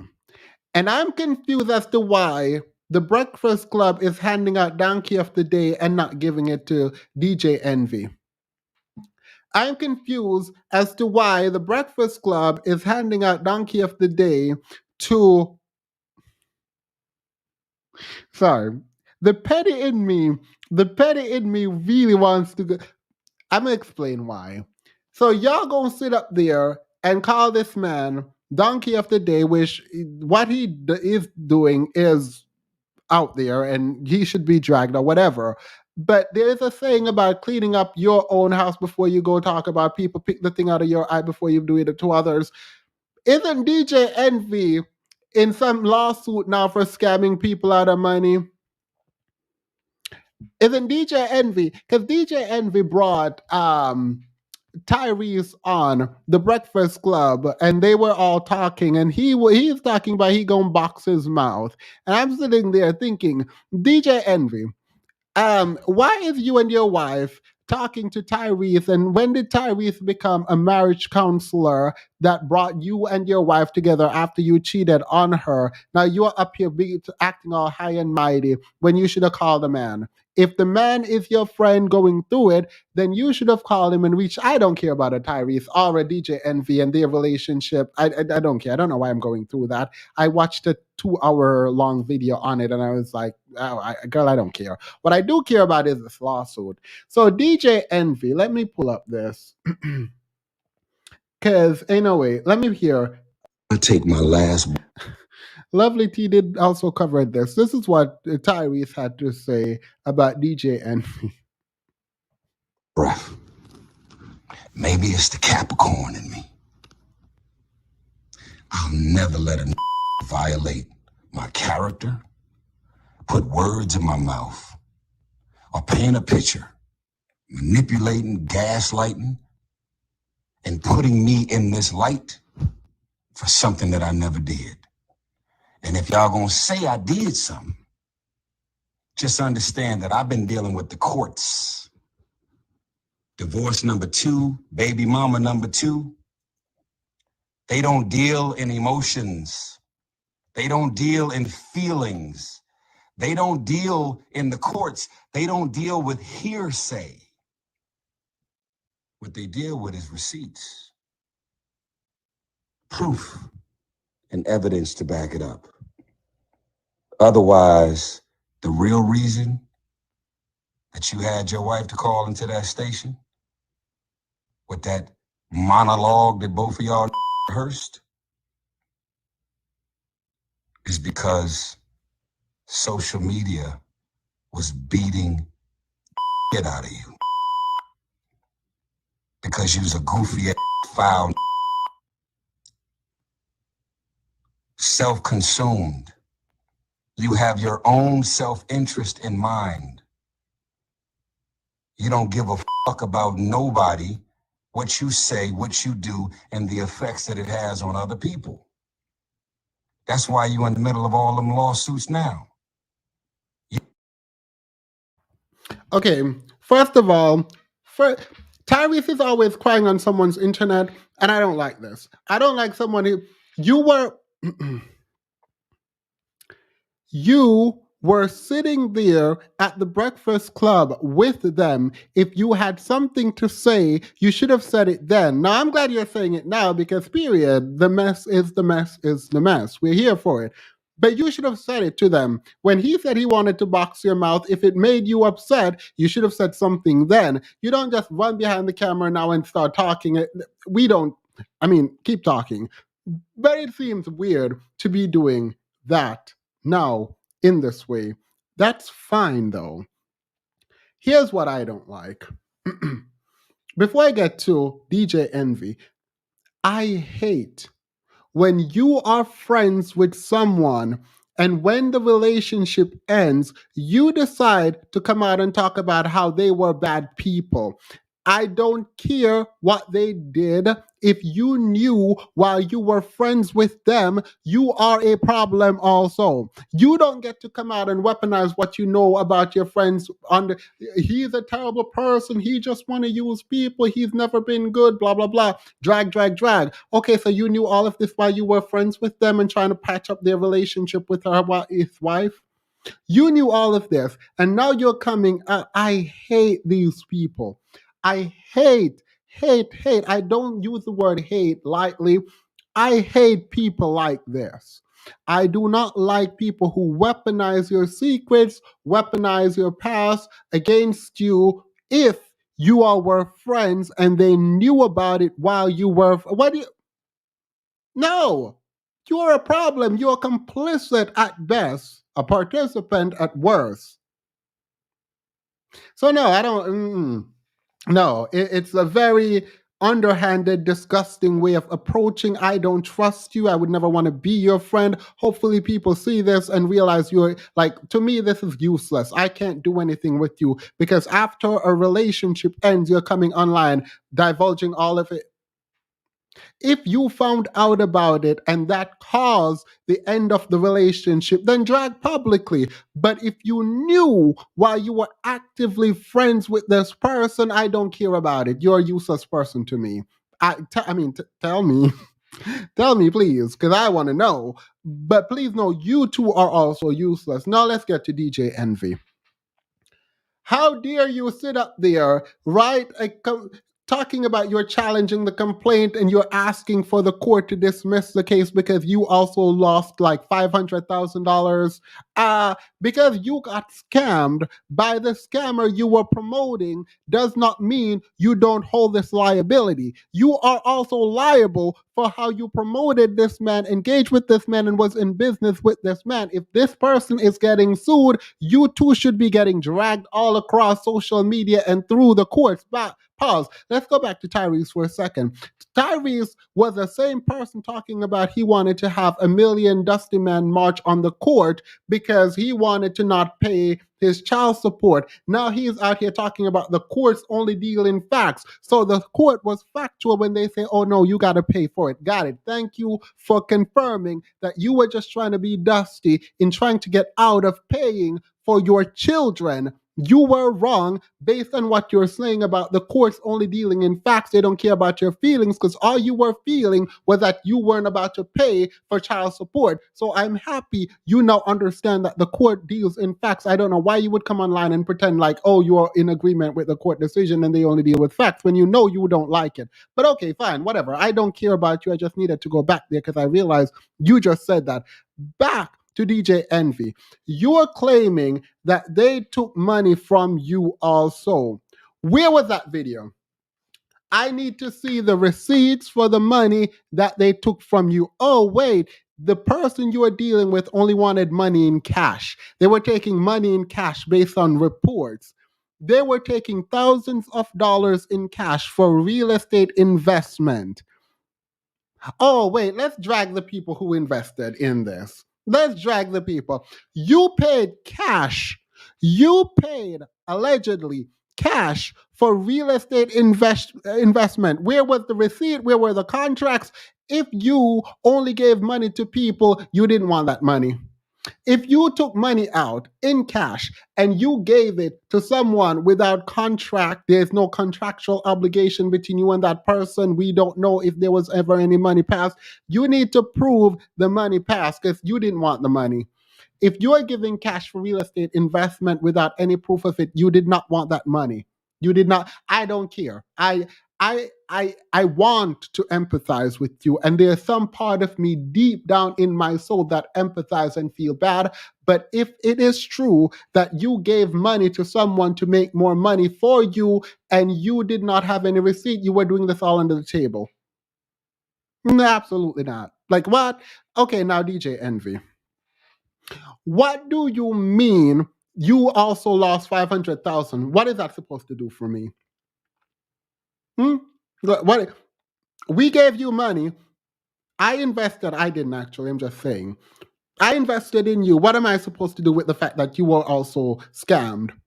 You lied. You were a rich man promoting another rich man. Both of y'all were self-made millionaire. Y'all were going to teach us the people how to make money, flipping house, doing whatever, backflipping. I don't know what y'all were doing with these houses, but you wanted people to invest. You told them that they could trust you and should trust. Are you saying you said we shouldn't trust you? Should we not trust you? Okay, got it. So we shouldn't trust. Oh, we should trust you. Okay, we trusted you. Where is the money? Where is it? You got scammed. Where is the video telling people that you got scammed? You should have made that. I need to see the receipts for where you got scammed. And even if you paid in cash, I need the receipt. Because if I don't see the receipt that you got scammed, you didn't get scammed, you're lying. I don't believe a word you're saying, allegedly. I need you to produce receipts that you were scammed, and you need to tell us when you found out you were scammed. And after you found out you were scammed, I need to see the video of you telling the public that you promoted this man and his wife to. We need to see the video retracting that, telling them, hey, don't invest it with this person because he scammed me. I apologize for it. I need to see that. And I don't need to see it in a live stream that you did on your live stream. I need to see it on the platform where you promoted him. I need to see it on the Breakfast Club. I need to see you doing a circuit around telling people in the same way y'all had conferences where people paid to come there and paid for information about flipping houses. I need to see you do that, telling them that, hey, this was a scam. He scammed me. Let's work together so we can get our money back. I need to see you do that.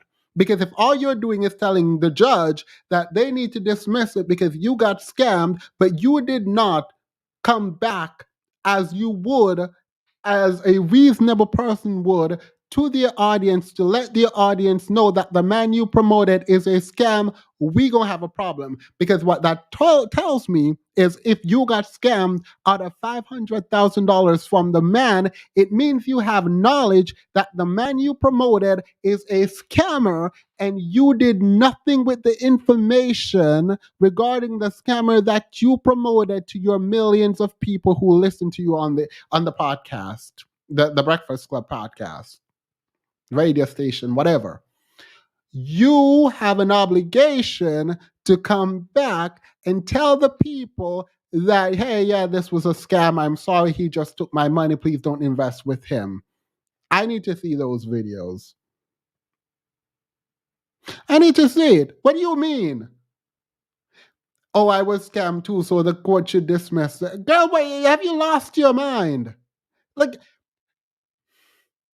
that the scammer got scammed, allegedly, does not mean anything in the court of law if you were involved, one, in the scam. Talking about, I am not an employee, I've never been an employee, therefore I should not be held liable. You should be held liable to the extent that we, public, relied on your words that you would invest in this, and this would happen in terms of the flip, the real estate investments. Whatever it is that you're promoting, we relied on you. And yes, we are going to name you because you are the most popular person. But for you, there would be no investment, is what I'm hoping these people are about to say. That you were actively involved in the promoting of this business, that you personally benefited from the scam. Girl, what do you mean? And no, I don't feel really like I truly, truly want to feel bad for these people. But if it is true, and I'm not going over these court documents, I am not doing it. I am not doing that. But if it is true that y'all were paying in cash without, girl, if it is true that y'all were paying in cash, I don't know what to tell y'all. All I got for y'all is that y'all didn't want that money. If you paid in cash for real estate investment without any receipt or anything at all, you did not want that money. I assure you, you did not want that money.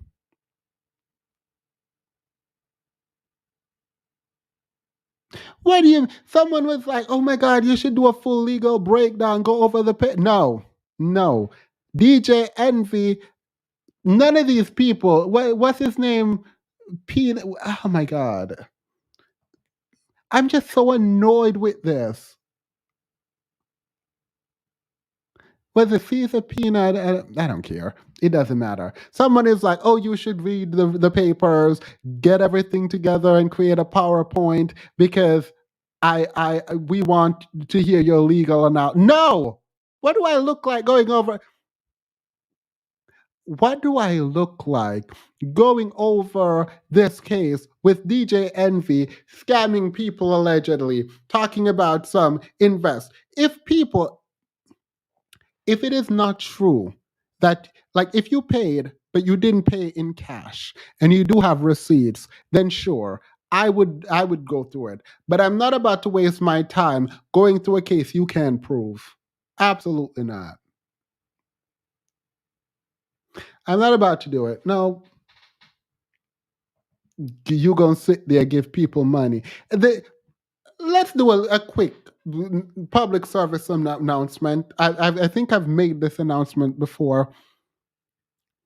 Quick cash is a scam.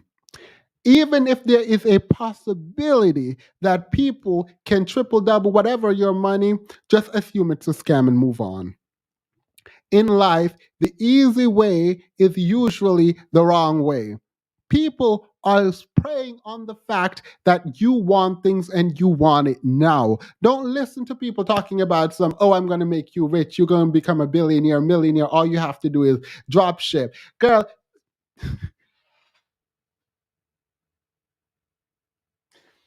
I won't say his name because he just gets mad. Whenever he's talking, his voice gets really high and he just seems like he's flustered. He hasn't been back here in a while, so I'm just going to leave him alone. Eminem has a song by the name of his name.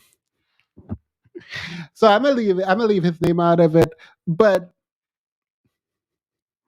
this man come up here, oh my God, I learned how, Andrew Tate taught me how to drop ship. He's teaching us how to make money. Girl, affiliate marketing, links. I'm like, girl, where is your audience? Who gonna buy? Who is gonna buy from the storefront that you're creating?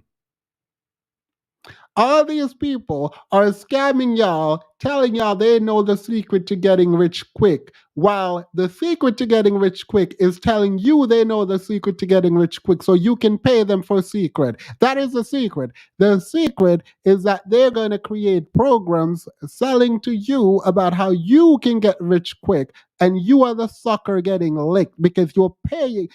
This is so easy. Like, I don't even understand how anyone needs to be told any of this. Like, you are a grown person. No one should be telling you that you're being.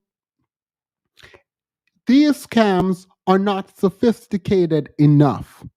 Let someone hack into your account and withdraw money. That I can have sympathy for. But when you are literally working hard, making money, and giving it to someone saying, hey, give me more money. Like what do you mean? That's not how any of this works. You have to work. It is what it is.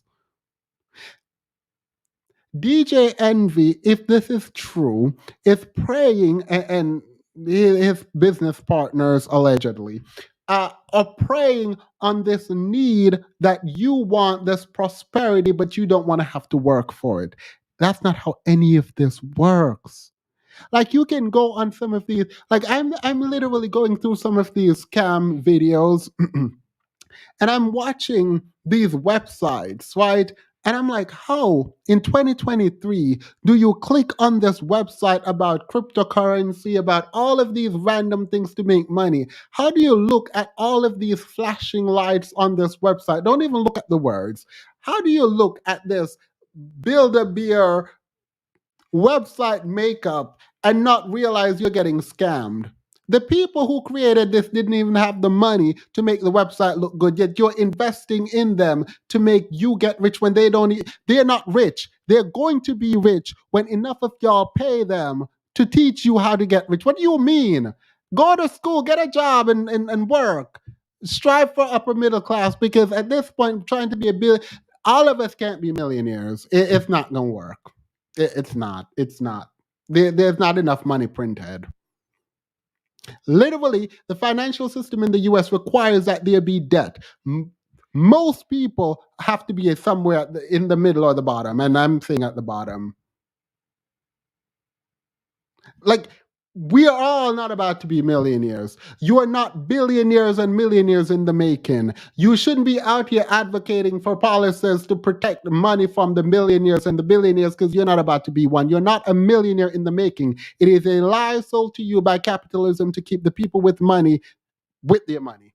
Like, people are sitting around like, oh my God, this tax is going to, they want to take so much money. If you make over $250,000, they're going to take this much money. Girl, you're making $50,000. Why are you mad and upset? And why are you crying? Why are you advocating for people who make way more than you? I'm not saying you shouldn't do what you think is right. I'm just saying, if you're self-interested, if you believe this is right, then fight the fight. But if you are self-interested and your self-interest leads you to believe that somehow you are going to take, the government is going to take money from you because you're a multi-billionaire in the making, you are lying to yourself. Stop it. Go pay your child support. You're not a multi-billionaire in the making. You're not. Just waste the amount of money y'all are investing in other people trying to tell you to get rich. You could literally be making a better life for yourself and your family. Just wasteful. Like, I could come up here and be like, okay, here, pay me to become rich, and people would actually do it. Like, what? The secret, by the way, if I ever do that, please note that the secret I'm going to tell you is hard work. While it is not true and that you should work smarter, not harder, it does take some level of hard work and input. You do not put money in and become rich overnight. That's not how that works. The traditional way to the middle class / upper middle class avenue bracket is very simple. It is not easy for everyone, but it is going to school, getting an education, and getting a job. The idea that we're all entrepreneurs is a lie. We all cannot run businesses. It is what it is. I'm terrible at running a business. You want to know why? Because I can't tell people no. Like, it is that simple. It's very difficult for me to tell people no. So if I have a business, I end up giving everything away. That's why I can't run a business. You don't sit there and say, oh, I don't want to go to school because I want to be an entrepreneur. Sorry, the likelihood of you being an entrepreneur and doing well is very slim. I'm not saying don't dream, but be practical. I think Yanni did a live about this, about being delusional. I love that. But also be practical. So please have something to fall back in, and don't waste all the money you made trying to become rich. Like, don't go out there and buy $1 million worth of like lottery ticket. Like, what are y'all? It is baffling to me that people waste so much time and energy and money on get rich quick scheme. Just focus on being better day by day. It is a process. Your action becomes habit. Your habit becomes kind of character. Like, that is what you build. It takes time and effort and energy. It's not the sleek, sexy, oh my God, today I'm poor, tomorrow I'm rich. That's not how this works. It's not how it works. It's just not. For most people, you are going to live a comfortable middle to upper middle class life if you go to school, get in a program that has a higher chance for earning after you graduate, and you go into the workforce and you do that. Now, you can advocate for socialism or whatever you want to advocate for. Do that. And I'm not negating racism. I'm not negating structural issues. All of that is real, blah, blah, blah. Yeah, yeah, yeah. Right, great. Yeah, I agree. But that's how you do it. This idea that, oh, I'm just going to go start a podcast. There are too many of us already talking online. This is not about to start to pay you anytime soon. You have more important things you need to be doing. Now, you can also add a podcast to it, and if you blow up, then quit your job and do the podcast. I don't know. I don't care. By the way, I will never quit my job. I will never, ever quit my job. I work too hard for my career. This is fun for me. I love this. And if it so happen that it blows up, I'm never quitting my job. So this is all you're this is it. This is the pinnacle of my YouTube career right now. I love it for me, love what I'm doing. Great. I might update a studio. I'm not invested. Also, separately, I want to make a public statement that I should have made a long time ago. For all the network managing companies reaching out to me, absolutely not. I would never sign over my channel to anyone in that way. Have you lost your mind? After I worked so hard, invested so much time in a channel, you think I'm about to sign that over because you're going to help me get sponsorship, which I don't even do sponsorship on my channel. You didn't even take the time to watch my content enough to know that I can't do sponsorship because of my contractual obligation. But you think I'm about to sign this channel over to you? You absolutely lost your mind. I'm saying that publicly, so there's absolutely no way I can revoke it. Being in what? I can teach you about YouTube. Did I tell you I want to learn about YouTube? Yeah, if I want to learn about YouTube, I literally don't have to pay for it.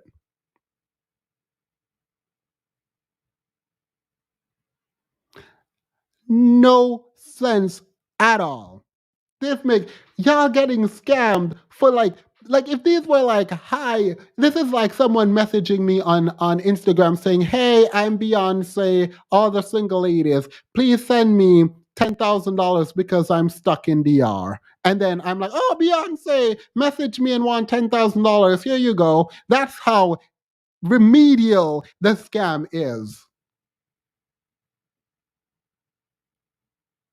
Like,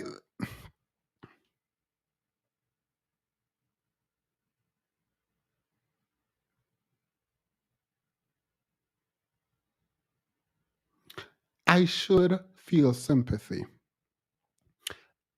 And I will say that I might, and I will actually, if you paid using a card, if you have receipts, if you don't have these receipts, and you paid, like you withdrew thousands of dollars and just handed it off. If you withdrew thousands of dollars and just handed that off to someone, you didn't want the money. Nope, ain't no way. There's no way. There's absolutely no way you're gonna convince me that you wanted that money.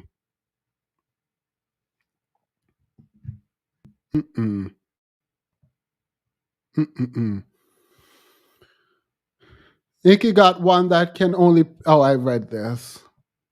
Lady Virgo, thank you so much for your super sticker.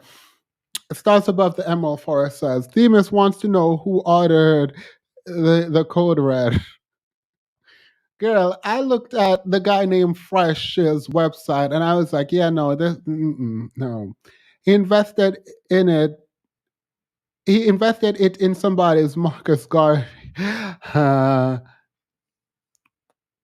So I do I do know that I'm hoping that Dr. Umar does come out and make this school, because I would love for there to be a school. I would call me to I will not pay $1 more to Tyler Perry, to what's his name, Dr. Umar. I will not.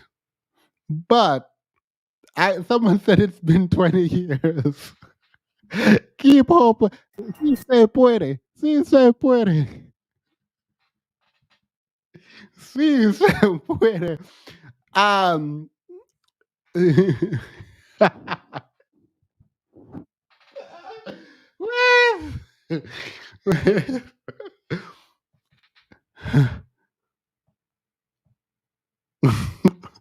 Dr. Umar really went to the casino.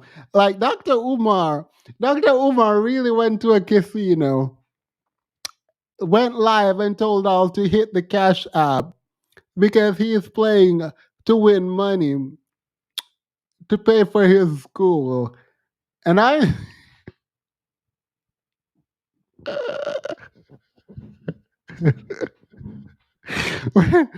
Dr. Umar was in a casino asking y'all to give him money so he can play, and y'all were still giving him money. I don't know if y'all were giving him money. I'm assuming y'all didn't give him money. I'm hoping y'all didn't give him money. Tima said the library is open and everyone's library card is getting checked today. Read, Tima, read. Y'all, let me get on the women's classes for a minute. So there are two women. I think one of them is Middle Eastern. I don't remember the other. I think both of them might have been. And they're selling classes for like $40,000 where they teach women how to be feminine. Ain't enough femininity in the world.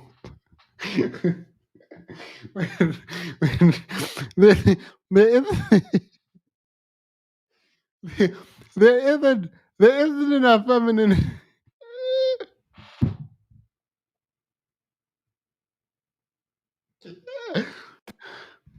Let me drop this link. Because I'm tired. I'm tired. And like, people are like, I am doing this because I want to help you. This doesn't help me. This is all for you. And I'm sitting there like, yeah, because there are people in these people's chat saying, and women, men, all of them, like, this is for you. I'm already rich. I'm just trying to help y'all out. This is charity that I'm doing for you. It's like, girl, it's not charity. I'm paying you for a service. But first of all, how are y'all paying these people while they're dragging y'all? And they're telling y'all they want to help, but they can't because free information people don't listen to. So what are y'all doing on YouTube? If people don't listen to free information, why are y'all on YouTube? Yeah, I don't know. I mean, a lot of this would have just been better if you're like, look, I want money and y'all can donate to me and we can go hang out. But this is just because I want money. Stop shaming people. This is for you and I'm doing this for you and you need this, and like shaming these people into buying your courses, and these people are getting shamed and buying your courses. I'm sitting there like, wait, this is not okay.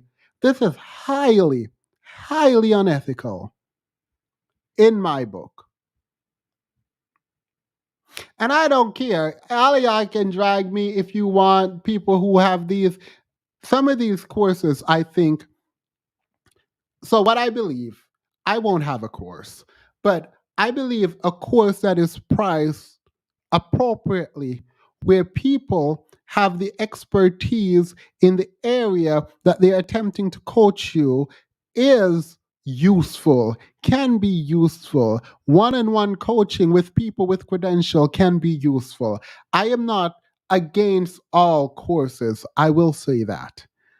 But some of these prices just don't make no sense. It's almost like they think people are not going to buy it, but they need one sucker. And if they get one, they would have made back any money that they. I'm done. Let's go into the after show and y'all can come up and we can discuss things. Anything that we talked about. I'm going to try to go on till for 20 more minutes. So see y'all in a minute.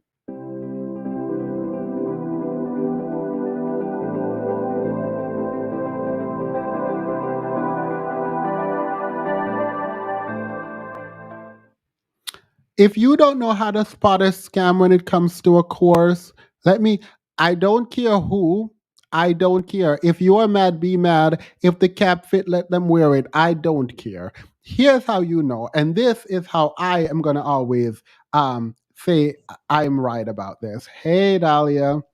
Hi. This is how I know you should know it's a scam.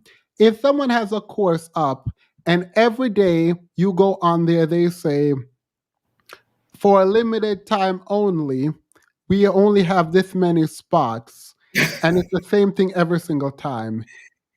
If I shouldn't have to tell you that that's a lie.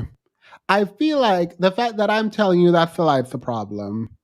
And so you probably should continue to buy it. All right, go ahead, Dahlia. What do you have? Well, this is confessions time. I was that sucker. I was the mark for a while. I was so stupid. Okay, so when I was younger, I would basically take money I didn't have because it was like student loan money, really. Extra student loan money. Yeah. I was that girl. I would buy like diet programs and just classes that I would see online because I didn't like myself and I thought they were going to help me, but also I wasn't really willing to do the work. So I would buy these things and then not even actually do the work, which they were counting on. I realize now they know that people like me who like that quick get rich stuff or who want to lose weight quickly don't actually want to do the work.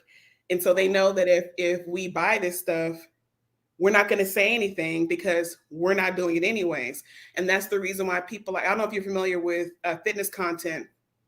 I didn't buy the program, but there's this girl, Brittany Dawn Fitness, who was in the news. I don't know if you heard of her or not, but wait, was that the one who got surgery? No. She's the one who's in the middle of a class action lawsuit in Texas right now because she was selling fitness programs and she was marketing it as one of those like personalized fitness plans. But then when people would buy them, it was like basic stuff that it was like the same plan that everybody was getting. And so this has been going on for years now, and she was able to get away with it for so long because of people like me. So I'm definitely that person. What you just did, I'm very annoyed by, because what you just did is you humanize the people who get engaged in it. And I would have, no, I mean, it's fine. I love it, by the way. I'm joking when I said I'm annoyed by it, because it's easy for me to drag when someone isn't telling their story. So when you tell your story now, like a humane person can't just like, oh my God, drag, because it is no, but it makes sense because these are the target audience, and if the psychology didn't work that way, then they wouldn't have any customers, right? So, yeah, I am so sorry. I am so sorry. Don't be sorry. Honestly, it's all on me. It's not like I didn't have the keys and the tools to be able to do what I wanted to get done. I wanted to bypass all of that, and so I'm the idiot for wanting to go bypass what was told to me for free. I knew exactly how to lose weight. I knew exactly how to get my education. I knew exactly how to make friends and all this other stuff, but I wasn't willing to do that. And all of these people who were getting scammed, all those suckers out there, if they weren't delusional and they were willing to admit it, like I am right now, they would say the same thing to you. Is that they weren't willing to do the work. They were prideful and arrogant and thought they could just bypass right up to step Z and get what they want. And that's really what it is. So continue to drag. You're doing a public service. Thank you. I appreciate that. Brianna. Hey, Themis, welcome back. First of all, I don't know why Hey. my first and last name is on here, but period. Usually I go by Wonderless, Black Girly. I was on your channel like maybe a month ago, but yeah, it's me. I'm I happy just that changed you're your back. name. Welcome back. I saw you gallivanting across the Period. world. Yeah, are you on my Insta? Yes, I be stalking you, Themis. I'm like, oh my God, I'm in school right now. I'm on my last quarter, hopefully at UCLA. So I Well, can't wait. period. Come through UCLA. Yes, yes. I'm so happy to like just be almost done. I was depressed when you were gone because you got me No. through my study sessions. Oh, that makes me feel well. Not you being depressed, but that you missed me. I feel I nice. I feel Listen, love. YouTube was dry without you. I was like in the darkness looking at tutorials, just random people to follow because I was so bored. Oh, I love that. By the way, another public service announcement. I am an introvert. So if you see me out, a lot of people have seen me out and they run up to me and they're like, oh my God, and hug me. I'm a hugger. I don't mind. But please note, if I'm awkward, it's nothing that you've done. I'm just, I, I think I'm very animated on here. In real life, I'm very reserved. But please, definitely talk. It don't matter. But just please don't take offense. All right, go ahead. No, no, no. I came here to kick it and hang out with you guys, honestly. I don't know. I wanted to ask your opinion about Steve Harvey and Jeannie Mai. Like, I was following those stories. I just wanted to get your thoughts on some of that. Oh, well, for the Steve Harvey thing, I checked out as soon as I heard that his wife allegedly cheated on him and something came out Not about him. Steve Harvey. I'm sorry, not Steve Harvey. Tyler Perry. Oh, yeah, no, I went over that. So, yeah, we can talk about it. Let me go to Love and then come back to you and we can all discuss. Yay. Okay. Go ahead, Love. I just wanted to talk about the Tyler Perry issue. Go ahead. I am just so sick and tired of these men that are just it's a real nefarious agenda, I believe, just personally, just as a woman who cares about other women, especially because they were talking about Roe getting hit with the brick and all this, and men just not wanting to defend a Black woman. But just weeks ago, we was talking about the Alabama brawl, and men just jumped in and flew across waters and everything for an event to put their lives in jeopardy. But when it comes to a Black woman, it's like, oh, I don't know, I can't jump into that. But these men want us to feel like going into indentured servitude is supposed to be our honor, to be their wives. Oh, I can't hear you. I don't know what happened. Sorry, I was muted. I really like Sinji's take on this in particular. And the reason is I have not seen this much kind of cooperation between the manosphere and like some women in BWE to like dig up mess about her and say she's lying. And I'm not saying believe all women. I actually say take the complaint as credible and investigate. But there is a point at which this becomes like without any evidence, we're just saying this didn't happen. Or because she's done this in the past or did that in the past, it didn't happen. And it's like, okay, even if it didn't, we don't know. And I feel like the collective consciousness should be at least sympathetic, even when we don't know. And even if we are like, okay, maybe this is off. The the rigor with which we analyze every bit of her past in an effort to figure out if it happened to her really bothered me. Like um it's almost like black women were the men would have done this, but it almost seems like there are black women who wanted to say, see, I am fair and I am balanced, so I am holding her accountable. She doesn't seem like she was hit. And it's like, why? If you it is human to be wrong. It is human to be empathetic. It is human to believe someone because of what you saw and then find out that they are lying ultimately and then say, you know what, I was wrong. To want to be so right that you ignore the basic human instinct of empathy is bizarre to me. Like Yeah, that is bizarre. my concern is that they didn't have that same level of pause for the brother in Alabama. No one Yeah. cared. No, there Are was any of no care about that. yeah, are any of the people who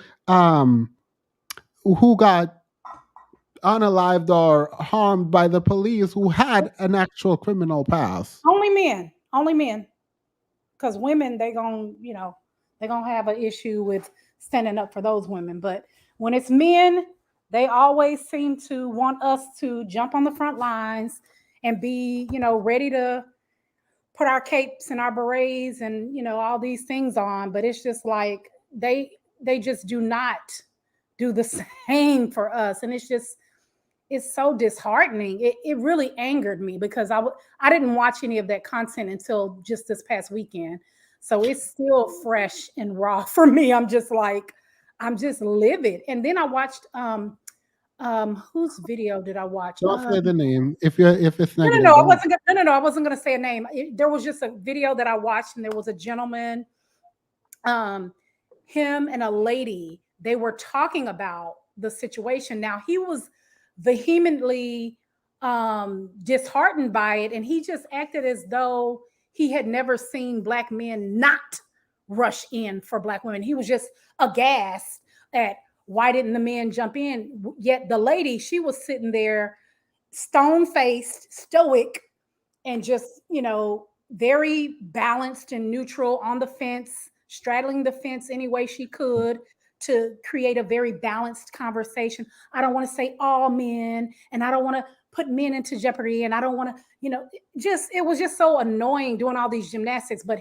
it really made me see that there is a sect of men that are trying to be, what do they call it? What is that word? Simps. He literally acted like he had never not seen men not jump in. He was just so like, I just don't understand, and da da da da da. And he could get angry and emotional about it. And then he tried to say something about like, there's getting ready to be a time where men are going to be heroic. He said something like black women are going to lose faith in us. I'm like, where the hell you been, sir? We've been lost faith in you guys. Nope, you haven't. You haven't. What about if you don't mind me jumping in, Yeah. but I was watching someone's video. I forgot. I don't know if it was Sinji. I can't remember whose video it was. But I like the comparison that they made between the whole Chris Rock and Will Smith situation. How when Yes. Will Smith smacked Chris Rock, there was this like uproar and like outrage about that. But then when this girl got hit with the brick, oh, well, it was justifiable because of some TikTok she made a year ago. That they didn't Like know I guess about. They didn't know about until after the fact, that right? they didn't even, Yeah, yeah, and it was but supposedly a, with the TikTok videos, they were obviously staged, and I yeah. did Exactly. watch whatever. I watched people use it to say she was a bad person. Like I'm not saying she's a good. I don't know this woman, but that is, someone was like she just wanted to go viral, and I'm sitting here like, aren't isn't everyone on YouTube and like TikTok? Isn't everyone trying to go viral? Like, It's like anything to justify violence against black women, Absolutely. basically. Oh, Anything to absolutely. justify it. There were people coming out of the woodwork who weren't even there, just making up stories about what what supposedly happened. Oh yeah. This is something. Wait, this is something that I really hope we're impressing upon this community. Please note, my emotions are free. Like I don't just burst out emotionally, but I am free to speak what I believe based on what I see. And I please note that I'm not doubling down in a lie. So if I said something and I found out it's not true, I'm coming back and saying it's not true. It is human and it is okay to have empathy and speak that empathy and then realize that you were duped later and then own that. Like because you were duped shouldn't mean you don't give empathy. Particularly when you're not losing anything. If you are losing something meaningful, then yeah, be more protective of how you engage in certain kinds of help. But the discussion should not be, oh, I don't want the men who are already going to drag you, regardless of how perfect you are, to think that I'm not neutral. Like, no, or I'm not objective. No, you don't need to be neutral. You should try to be objective, but you also have your own bias. And it is okay to say, she is crying. If she's acting right now, she needs an Oscar. And I believe her.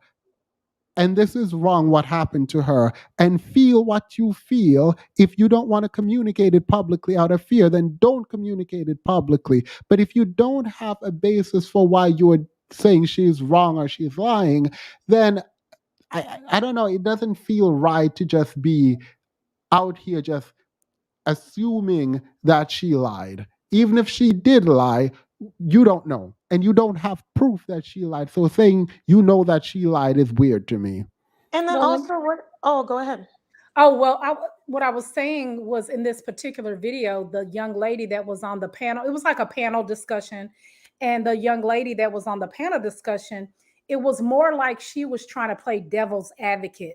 Oh, well, there were some men that said that they were there and this, that, and the other. And it was just like, we don't need you as a woman being that person. And for the men and women dragging her saying she's a liar, it didn't happen. You should be dragging that man who came online and lied that he was there and he saw it and he didn't join. No one said anything. Sinji is the only one I see dragging him. Well, I'm talking about the men. I can count on her and others to say something for sure. But also, Themis, where's this sudden fear of like speaking up coming from with Black men? Because like even some of the men were like, well, I didn't want to risk my life for this woman. I mean, you didn't even have to like fight this guy. You could have just told him off or, just said something. Oh, truth teller, you go next. But in response to you, there are people online selling protection. And it's weird to me to hear like a man be like, oh my God, someone sent me a clip of someone like, Themis is not about to go fight for any of these women. I don't know why they're over there. It's like, most of these women don't live near me. So if they're in trouble, I'm not there. The idea that protection is just physical is weird to me because I know for a fact, because this has happened to me before, where I have said something and it de-escalated a situation. Not everything. If the first thing you jump to is like oh my God, I'm putting myself in danger, I don't think you have the bandwidth or the range. Like it's just like I don't think you fully understand how to engage in this world and protect people and yourself. Like that's my opinion there. But that's my problem with their double talk, because when it came to the Alabama brawl, no one had a problem with those men not being logical and just jumping right in to help a security guard who knows how to fend for himself, who had a weapon, whatever he had something. I don't care if he had a flashlight, but he's a Black man that could defend himself. But it didn't stop everybody from congratulating them for jumping in and assisting this man without knowing all the facts, without fearing their lives. And then even after that was all said and done, everybody's practicing with their chairs for the next fight, preparing for the next fight. But when it comes to a woman, no one's prepared for the fight. Yeah. To your point, Latoya, I actually think it could have been a really interesting conversation if we could have discussed what would it look like to offer protection to somebody in that instance when you don't know them and you are concerned that maybe they do have a gun because it is America. So I can understand that. And we could have come up with strategies about, okay, well, this is what they could have done, and they could have done this and they could have done that. In order to be able to protect her, to be able to get her away from there, in order to get information on the guy, so that way when the police do come, you can actually assist the police in tracking this man down and holding him to account for what he did. We could have had that conversation, but they didn't want to go there. And I think you brought up a good point as far as the comparison between this situation and the Alabama brawl, because in that situation, you have a bunch of drunk white people who could have easily been carrying a weapon.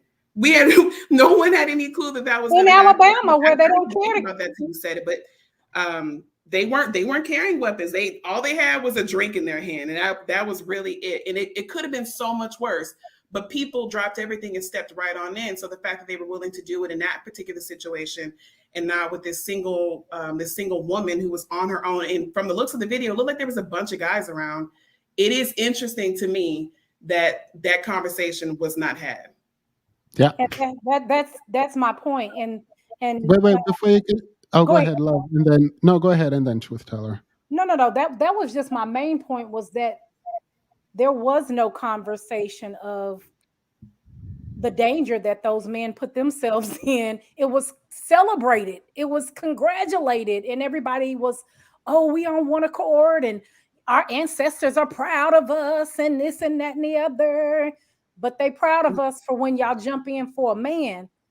But when y'all step back and are rational, if you will, when it comes to stepping up for a woman, then, oh, well, we don't know what could have happened, and da-da-da-da-da. And to Themis's point, that doesn't mean that you have to go to fight. You could have said, hey, man, that's a woman. You know what I'm saying? Just your words, your presence, and your objection to harming this woman should have been enough to de-escalate the situation. I'm not saying that they had to jump in and fight.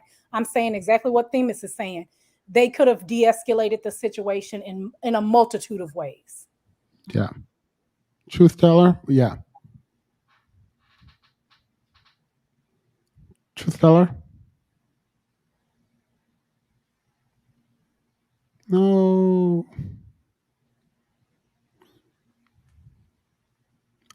We can't. I don't know if you can hear me, but we can't hear you. Oh, there's a message in the chat.